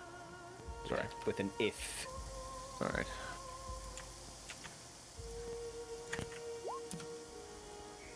Yeah, I missed the fancy E, but I had all the right letters. Fëanor. Okay. All the damn accented letters. Alright. Arkin was a linguist. Yes, Yeah, it's not, but I don't have that on my keyboard. Yeah. It's one of the special people that actually wrote the dictionary. The English dictionary, so. Alright. Alright, I guess I'll begin to move in on the details. I know you're a fan of actually the PC articulating it, so I'll just go ahead and do that.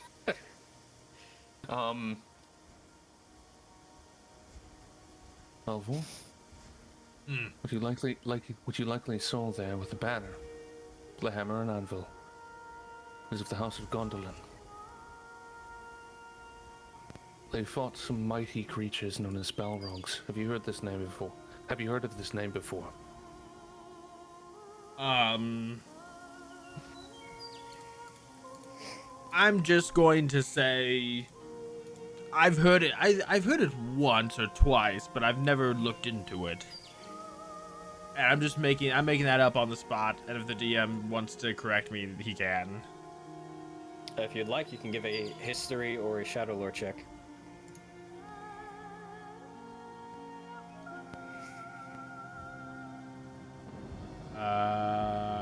I can't read. Damn. Where's history? There's history.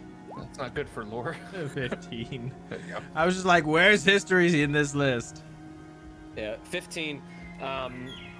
You've probably heard it in stories a few times, but it's so long out of the history of man that it's not really recorded much of anywhere. Mm-hmm. So you don't really know much about them. So what I said is exactly right. Yes. Well, I assure you that any stories you might have heard do not match the treachery and terror that these beings bring. At any rate, This banner represented those who hunted them and fought them quite well. The only thing I can tell you of this is I don't understand the cave and why your vision would have shown them there, but I believe. I do know. Yes. I feel in my bones that the individual in the cave, that is where they are now or have been recently. Gondolin was briefly mentioned, I think, way back in the notes that we got from the mine for Rador. When he talked about the Azalek Quenyan people. Well, it seems we have one heading.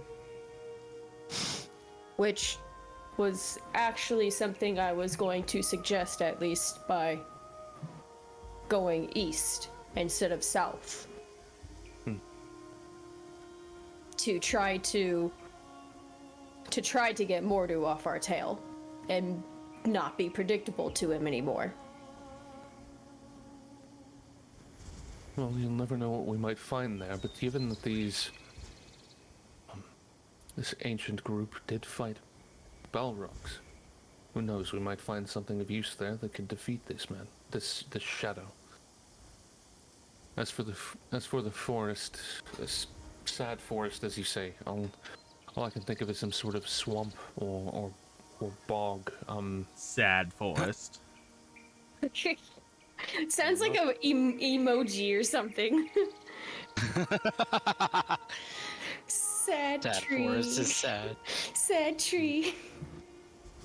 I'm not really sure what that could mean, at least not at this Don't point. drop me down.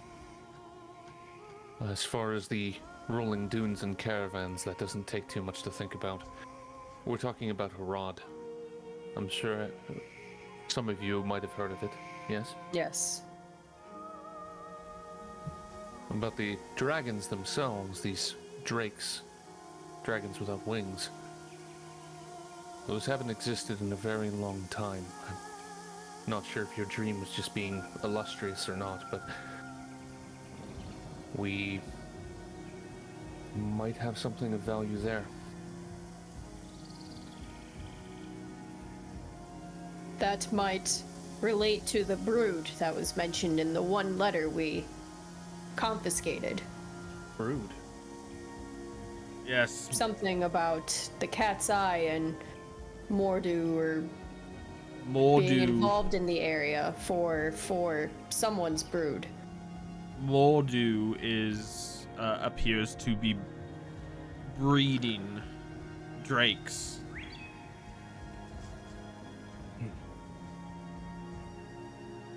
Where is that in my notes? We were told. We were Coded informed letter. by. We were also informed by. Names aren't coming to me tonight. Tanel with her dying breath.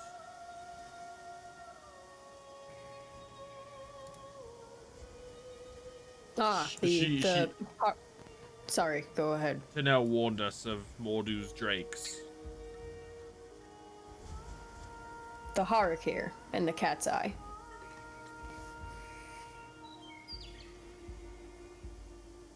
More, as soon as she says Harakir, you recognize the name instantly as it is somebody you've dealt with. Maybe not directly, but you're very aware of this individual, Harakar, as a chieftain of the Haradrim. Alright, just making sure I got my actual lore correct. Haradrim, were they the horsemen? They're the desert south of her. Sorry, I'm mixing Rohirrim and Haradrim. Sorry. Haradrim, Haradrim. He's a chieftain of a tribe in Harad.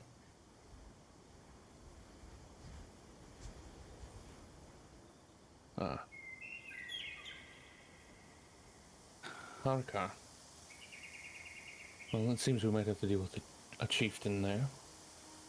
At any rate, we have one last story. You mentioned the Silmaril. And you mentioned a man throwing a object unusually far. It looks like the details are lost there, but I'm not completely surprised that such an ancient story might go beyond your mind. We're talking about Malvhor, the son of Feanor, the one who threw the Silmaril into the ocean, which Uban was looking to find. Now, what all do you know about this ancient light, this jewel? I know nothing besides what Uban has mentioned, that Mordu seeks it for his own ends, and that we need to do all in our power to deprive him of it. Yes. It makes sense then why Uban was tasked with seeking the waters. The Silmaril is one of the last light of the Valar. We cannot let that get into the enemy's hands. I don't know what he seeks to do with it. I can only imagine that he seeks to bring a shadow from long past into place. Possibly Sauron. As I'm sure you've heard that name in the dark. Yeah, yes.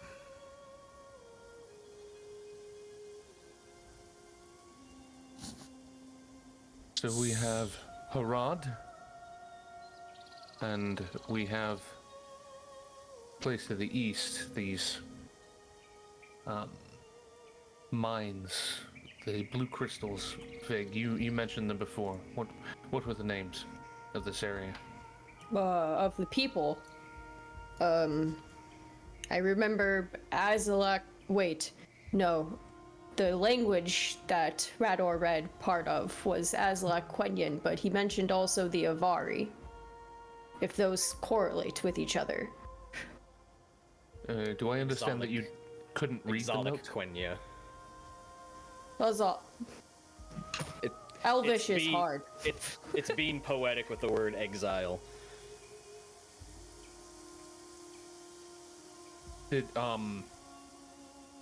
Am I to understand that you guys weren't able to read this? No, we gave it to Rador at his request, and then he would translate it himself, and then he would use that to assist us in trying to figure out what Mordu was up to. But that was months upon months ago. Hindsight. Whoops. There was no way we could have known. No. Of course. But that wasn't But me talking in character, sorry. No, but it is true. I would also like to mention, since you brought up Tanel, Malvhor, that she also mentioned the Shadow of the East and her working with him there. Yes. And I think because of what Mordu had caused against the vampires, perhaps whoever these people are in the East on top of this Shadow of the East could be of also potential help. I'm sorry, what did you say about vampires? It's a very complicated story. Give me the gist. Thringwithel is dead by our hand.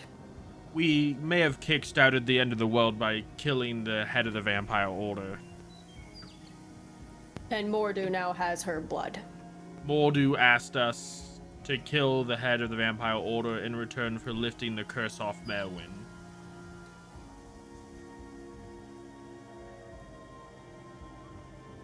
I'm gonna let this be a DM decision. Can I articulate some of my internal thoughts as to how that could have even happened in the first place? They were being allowed to kill this thing?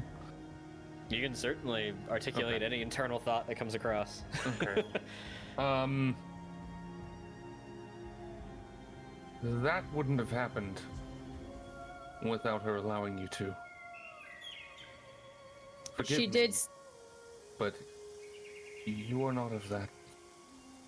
Something of that power is a bit beyond you. What did she say?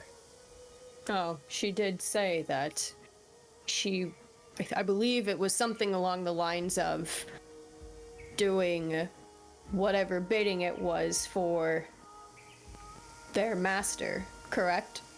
I look at Cirion and Malvhor. She knew that her death was required by Mordu, and she was glad to lay down her life, but she did not make it easy. She made sure we killed her. Said another would rise and take her place. She said her spirit would eventually return, and she could not be defeated forever, but her absence and death was required for Mordu's plan.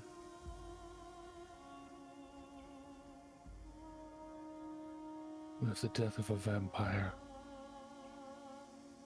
we have a rod. I'm trying to be a good boy, Brian. What things can I, and we could put it to a check if it makes it easier. Can I pick up on anything that might be worth involving them in? Based on what I'm thinking about on these things. I'm trying to be good. Yeah, you might have to just privately message me so I can fully understand and not misunderstand. 2 seconds, I will keep it very brief. Yeah. A final reason I am thinking of heading east, other than just trying to not have Mordu set a trap for us in the south, is this armband that keeps leading me in that direction. Ever since we saved Merwin from that cave. Ever since we saved Merwin from that cave, we've just been on Mordu's finger. Not anymore. Hopefully, this is the last time of it.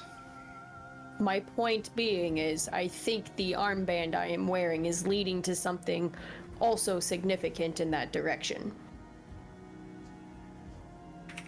And where's the magical arm compass directing you? As I said, east. What? Can you tell me what your friend looked like? My friend. The one who you mean became... Galad? Yeah. This was years ago, a few years ago, but he was... You know what? I need to double check my notes. It's been a while. Been a while. Quick second. Yeah. Oh, now I got that song in my head. You're welcome. Good song. What did you return to Mordu after you defeated her? Her head, but he took blood from it. We did not deliver that to Mordu. We delivered that to Mordu's orcs. Oh, Thula. Yes. Thula with the bird. Thula did all that, and assumingly took it home to Mordu. Hey, Dad, look what I brought. I think we need to head to Rune. My friend Where? had... Huh? Alright, you go first. Oh. At the time, Galad's hair was a little on the shorter side, but it was light brown. And I suddenly don't remember the color of his eyes. Give me one moment. Or where'd you say we need to go? All says we should go to the east, to Rune. That's what I thought he said. You mentioned the Avari, Vig. Yes. I'm curious of something, and I can't piece it together until maybe we come closer to that. I only know that the Avari were of a little more interest to Locke when he was journeying with us. Oh, boy.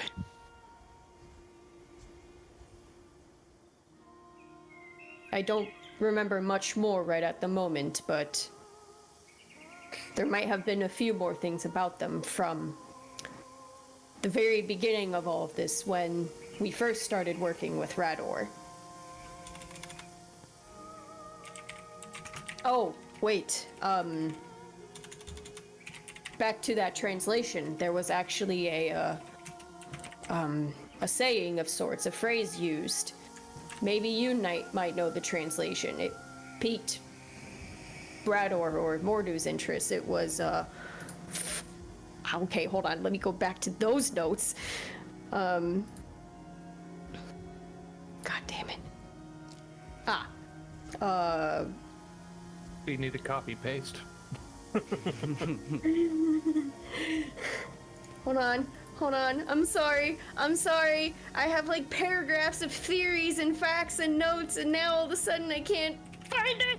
For you viewers, this is tabletop hardcore. So Fig is just like,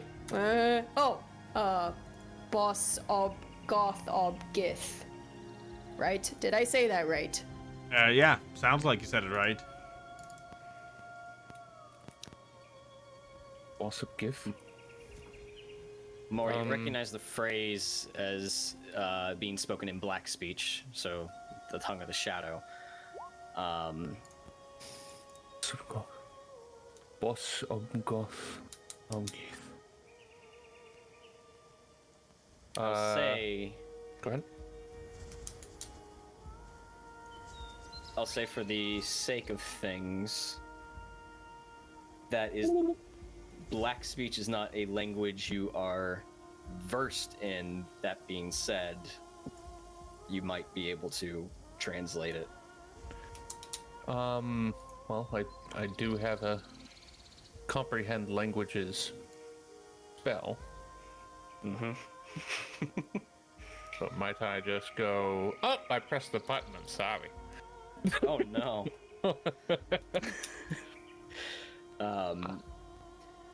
The Valor lending their gifts to you to comprehend languages is simple enough in innocent enough task. They have no cause to withhold this ability from you at this point in time.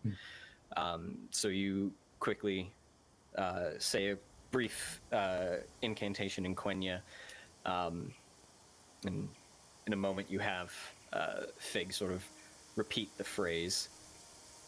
Fig, if you would be so kind. I never gave Galad eye colors, so let's say blue. That's what I... Sorry, what? Would you repeat the phrase that you have in black speech? Boss of goth of gith. This roughly translates more to Lord. the cult of the Master of All. Yes.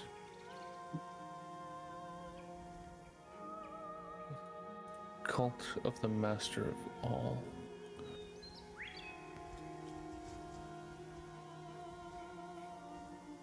No.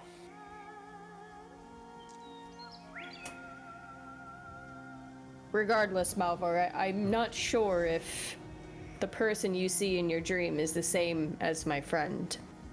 But I don't know how people completely change after becoming a vampire. I don't know. Something in my gut tells me your friend and my figure are one and the same. Boss. No. No, he must mean Sauron. Who else would it be besides Sauron?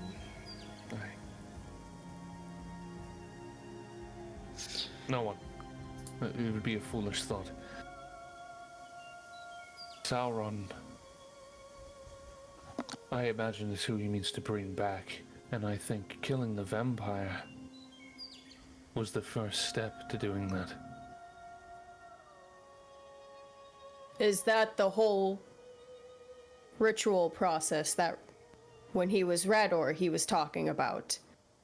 All of these materials to, what was it, summon something? They're building a gate. A gate. Out of this dark ore. Dark ore. We have the blood of a vampire. And we have...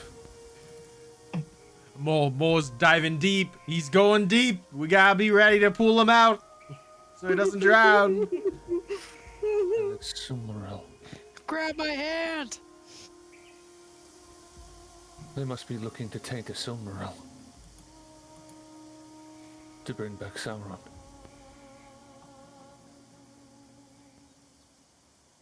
They can't find the Silmaril. No one knows where it is. Yes. I don't know. If it's been thrown into the ocean. Well, someone must have known where to look if they were telling Uban to search a particular region. More, go ahead and give me a lore check. Do that. Let me pull up the page because I'm 5 years old and I can't find my stuff. Lore, there we go. I can't read it. 18. 1 second. 18. Hey, 18. Look at that. I did it. I did the thing. There is an old story that has been carried through thousands of years. It's changed every now and again. It's mostly drifted into myth and legend.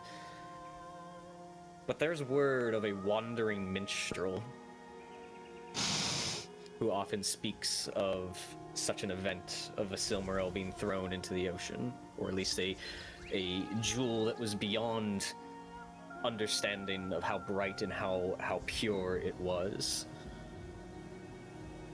If there's any truth in this, that somebody might very well know where this might be.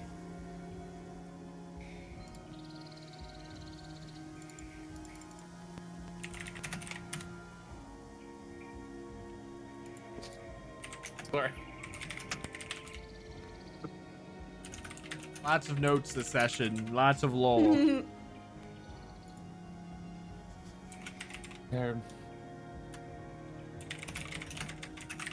This story would have been known by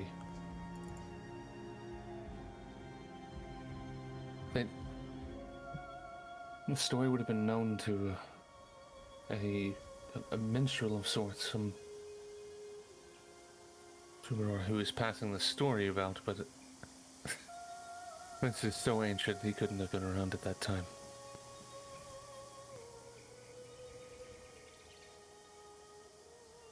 We have to decide, though. Where do we go? Well, it sounded like you agreed with Fig to go east. Frankly, I'm a bit out of my depth. I don't know where to begin to even search for the Silmaril besides... Well, Captain Uban has already begun searching.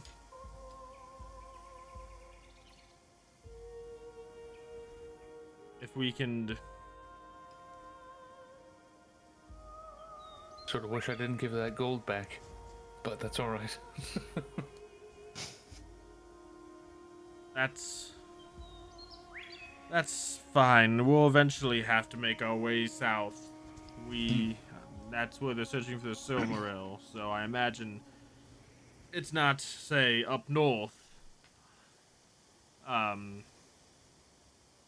perhaps when we do run into I don't think we've seen the last of Captain Uban, and hopefully when we run into him again, he's a bit more amenable to our presence. And we don't have to kill more of his men.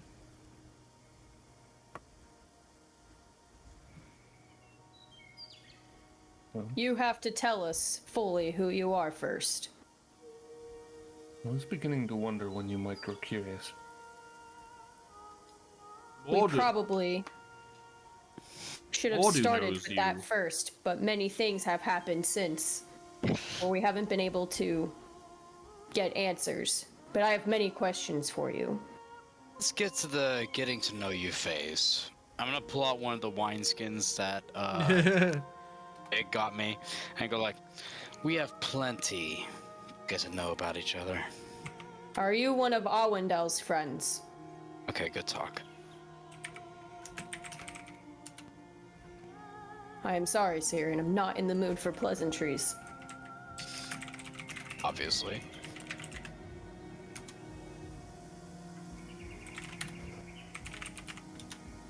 I am.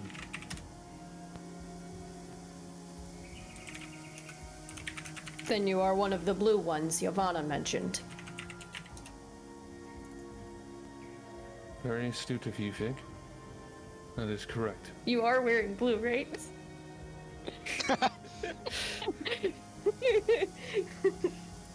I love the last minute realization. Be like, wait a minute.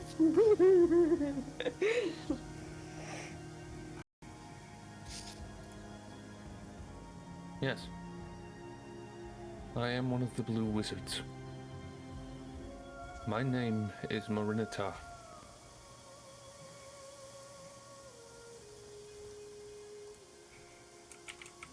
I go by a few names. More is just an easy one. I appreciate it being easy. It feels kind of, it doesn't This feel is like it's supposed to be a More. secret. Just, it feels like more of like a nickname. So if someone knows Morinitar, and you go by More, you're not exactly hiding. But it is easy to overlook, also. But let's not pass the long name around too much. Hey, You're still just More to me, the guy who got lost. North of Pelagia. a pleasant ruse, yes.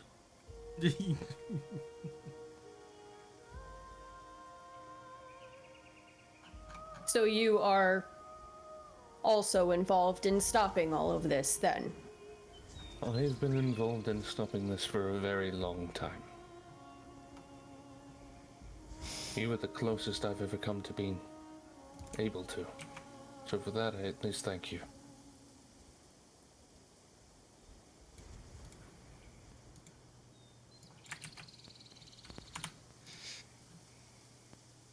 Then I trust you now enough to maybe you can give me more info about this. I'll take the armband off and toss it to him. Ooh, your treasure. I was told it's called Talparian. And it You immediately- has... Yep. You immediately recognize the name as one of the names of the trees of Valinor. And it keeps tugging to a partner. Its other partner, yes. This is... Your item was named after one of the one of the two trees of Valinor. There is a partner. What was that partner's name, Brian? I'm sorry, my lore is crap. Laerlin? Ha! Larlin. Depends on Whatever. what accent you want to give. Ireland! Let's be super Irish. Ireland. Don't you know about Ireland? Oh, what a lovely countryside Ireland is. Yeah. Yes, it's partner Ireland. Actually, Yeah. let's backtrack there. Your armband is gold, correct? Lindsay? Mine, yes. Yeah. Telparian is the partner. You have Larlin. That's not what I... Oh, wait, find the armband, Talparian. Ha! Yeah. Yep, I got mixed up. I am so sorry. It is. You do see that bit if you open the item. Yep. So I'll just show that real quick. Sorry, I misread my notes. Yeah. Oh, yes. Sorry. But, well, we'll flip those around, but keep the conversation going. Yeah. The Same way it didn't difference. happen. Same But, difference. that was all I was able to get from the House of Lore, so... Knowing who you are now, I don't know if you have more insight.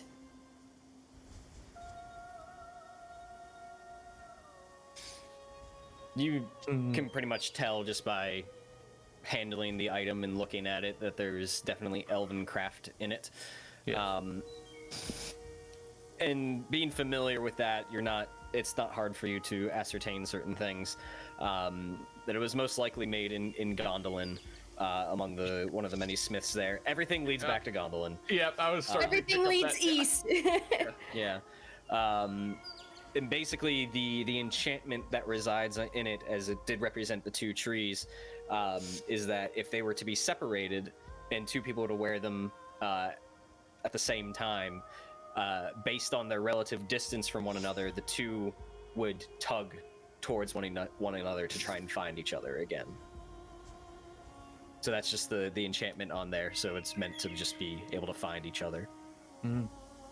So it only tugs when the partner is being worn. So if they're both worn, they both tug. Have you ever felt it tug, Fig? A lot. Oh. Do you know who might own the other side? I have no idea. I only know the direction. I might guess, but would you please tell me? From here specifically, it's northeast-ish now, right? It recently tugged last night for the first time in a while, and That's from right. where you guys are, it is a general northeastern direction, yes. Okay. Which is... About northeast. So, I had started to assume it was in the general direction of everything else we've just discussed. To borrow Roll20's new measuring feature, there's a cone that goes northeast, so it could be anywhere in this cone. I don't see a cone. Yeah, I don't see the I cone don't see either. a cone. That's weird. There ain't no cone to me. Oh, I see what happens. There it is. Ah! Ah! A new Middle Earth has a new radar system. It's a massive cone. So, Anyways. You know what's Yes. in that cone? Cirion. It was not there. It tugged more north when we were over in Cirion.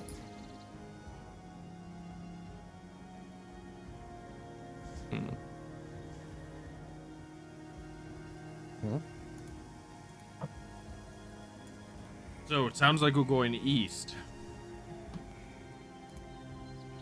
And using your armband to guide our way. Perhaps, or by other means.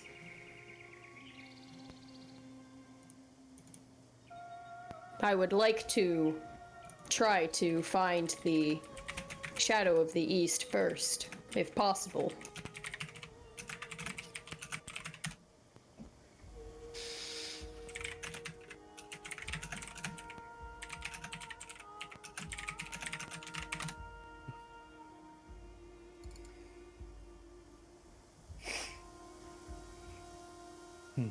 And I'll take the armband back and put it on. Toss it back. I feel like he and whoever he is with might be the most potential of allies. It is certainly possible. When we're short on those. I was about to say, if anything, we could use more friends. Or at least the enemy of our enemy. Is our friend, as they say. Which you might have in more places than you might think.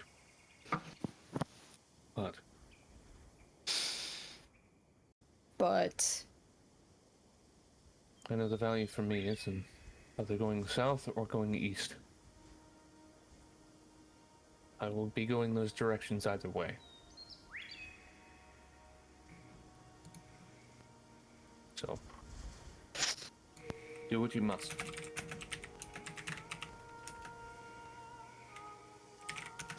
do you know anything of this Shadow of the East character? We only know it's a title.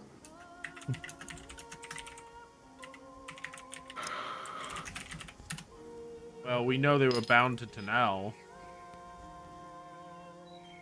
And that they were raised up by the vampires.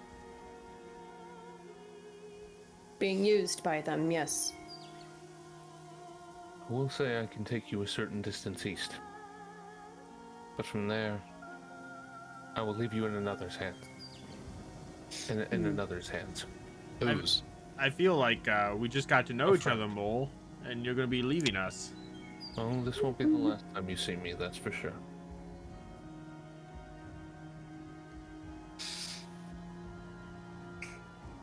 As for the individual that you mentioned, I can't call and I can't put in my head right now. What was the name and Oh, what am I asking Brian? Shadow of the East. Yeah. If you knew more about him, we only know that it's a title and it's not the real Shadow of the East, and that this individual has been in cahoots with the vampires. Yes. Okay. Yeah, the title of Shadow of the East once belonged to Kamul, who was an Easterling king who became a Nazgul. At this point in the development of the story, if you will, Yes. to what Fig just said, that does not seem to be the case in this situation. This is a different Shadow of the East that either took up the name in mockery, or as an affront, or just for shits and giggles. But if they are retaining the name Shadow of the East and they are sitting in ruin among the Easterling tribes, any sort of confirmation of who they might be, you're not sure. Not at this time. But I can assure you it's not the person from the old name. So there's nothing to worry about there. It seems you all are pretty committed to going east. Yes? Well, like I said, I feel like I'm in over my head, and both you and Fig have suggested that we do. So, I'm on board.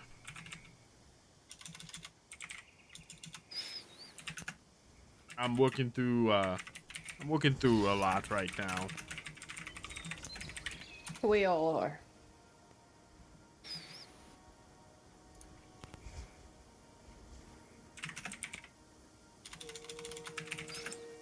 We all are. Sorry, I'm lost in two things. What are we all? I'm sorry to kill the moment. Go ahead, Matt. I have a lot on my mind right now. Yes. Well, if you all are ready, we can make our preparations and go. Yes, there's no reason to delay. Time is not in our favor. What time of day is it? It's probably pushing about noon. The right time. Okay. Boom. Sad. Do we need horses?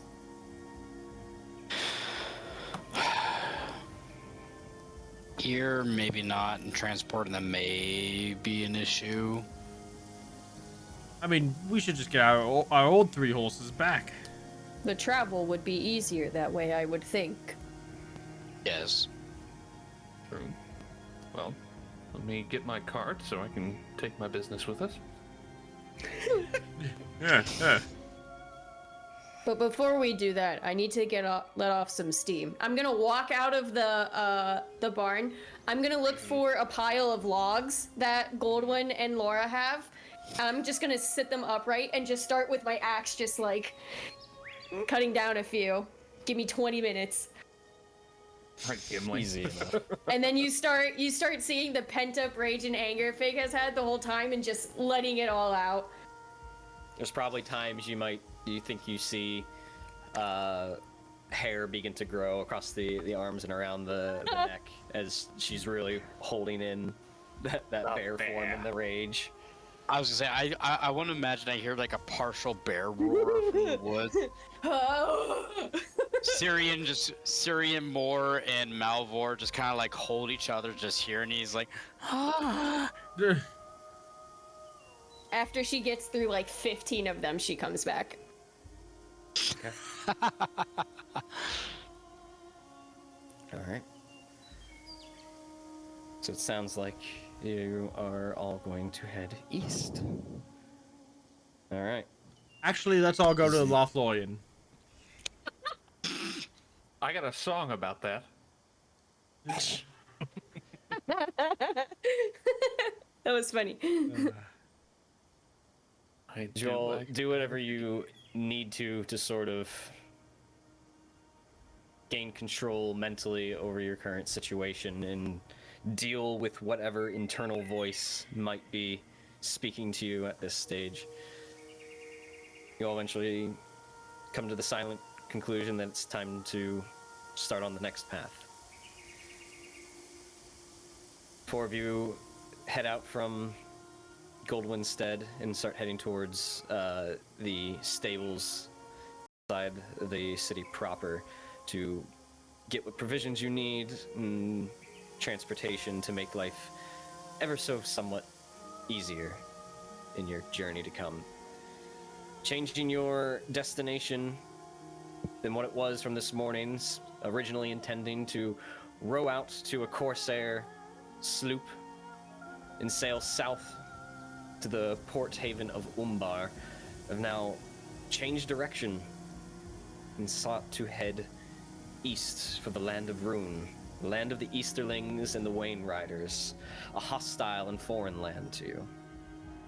Let's be fair. But- The South was also hostile and foreign to us. And hot. It's true. But your newfound compatriot, albeit temporarily, Morintar, promises a friend, if not more, in Rune.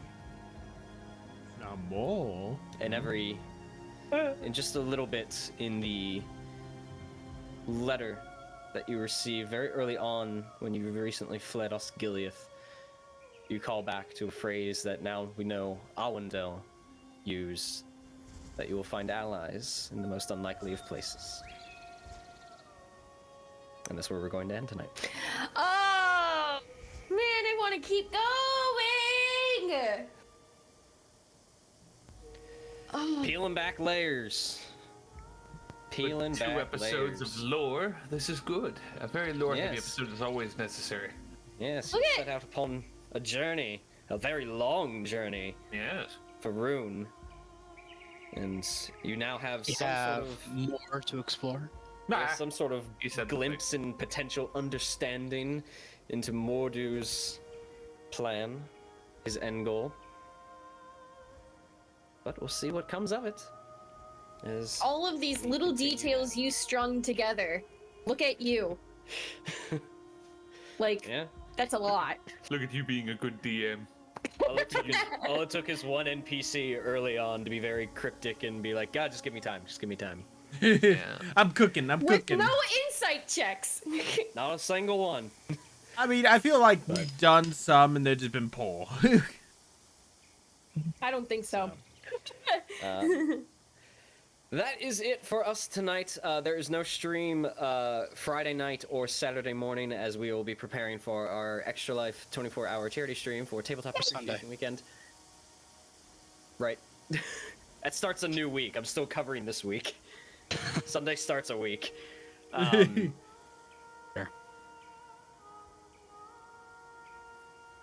So we'll be starting Saturday at 6 p.m. So we will all see you here as we kick off, and our schedule should be posted later this week of all the ins and outs of what we'll be doing. So tell your friends, tell your family. We're trying to help raise money for local children's hospitals, so help us out and we can help everyone else out. We greatly appreciate it. Thank you for being here. We hope you enjoyed it. We'll be back as a collective to continue this next Tuesday. Have a good night and stay proficient.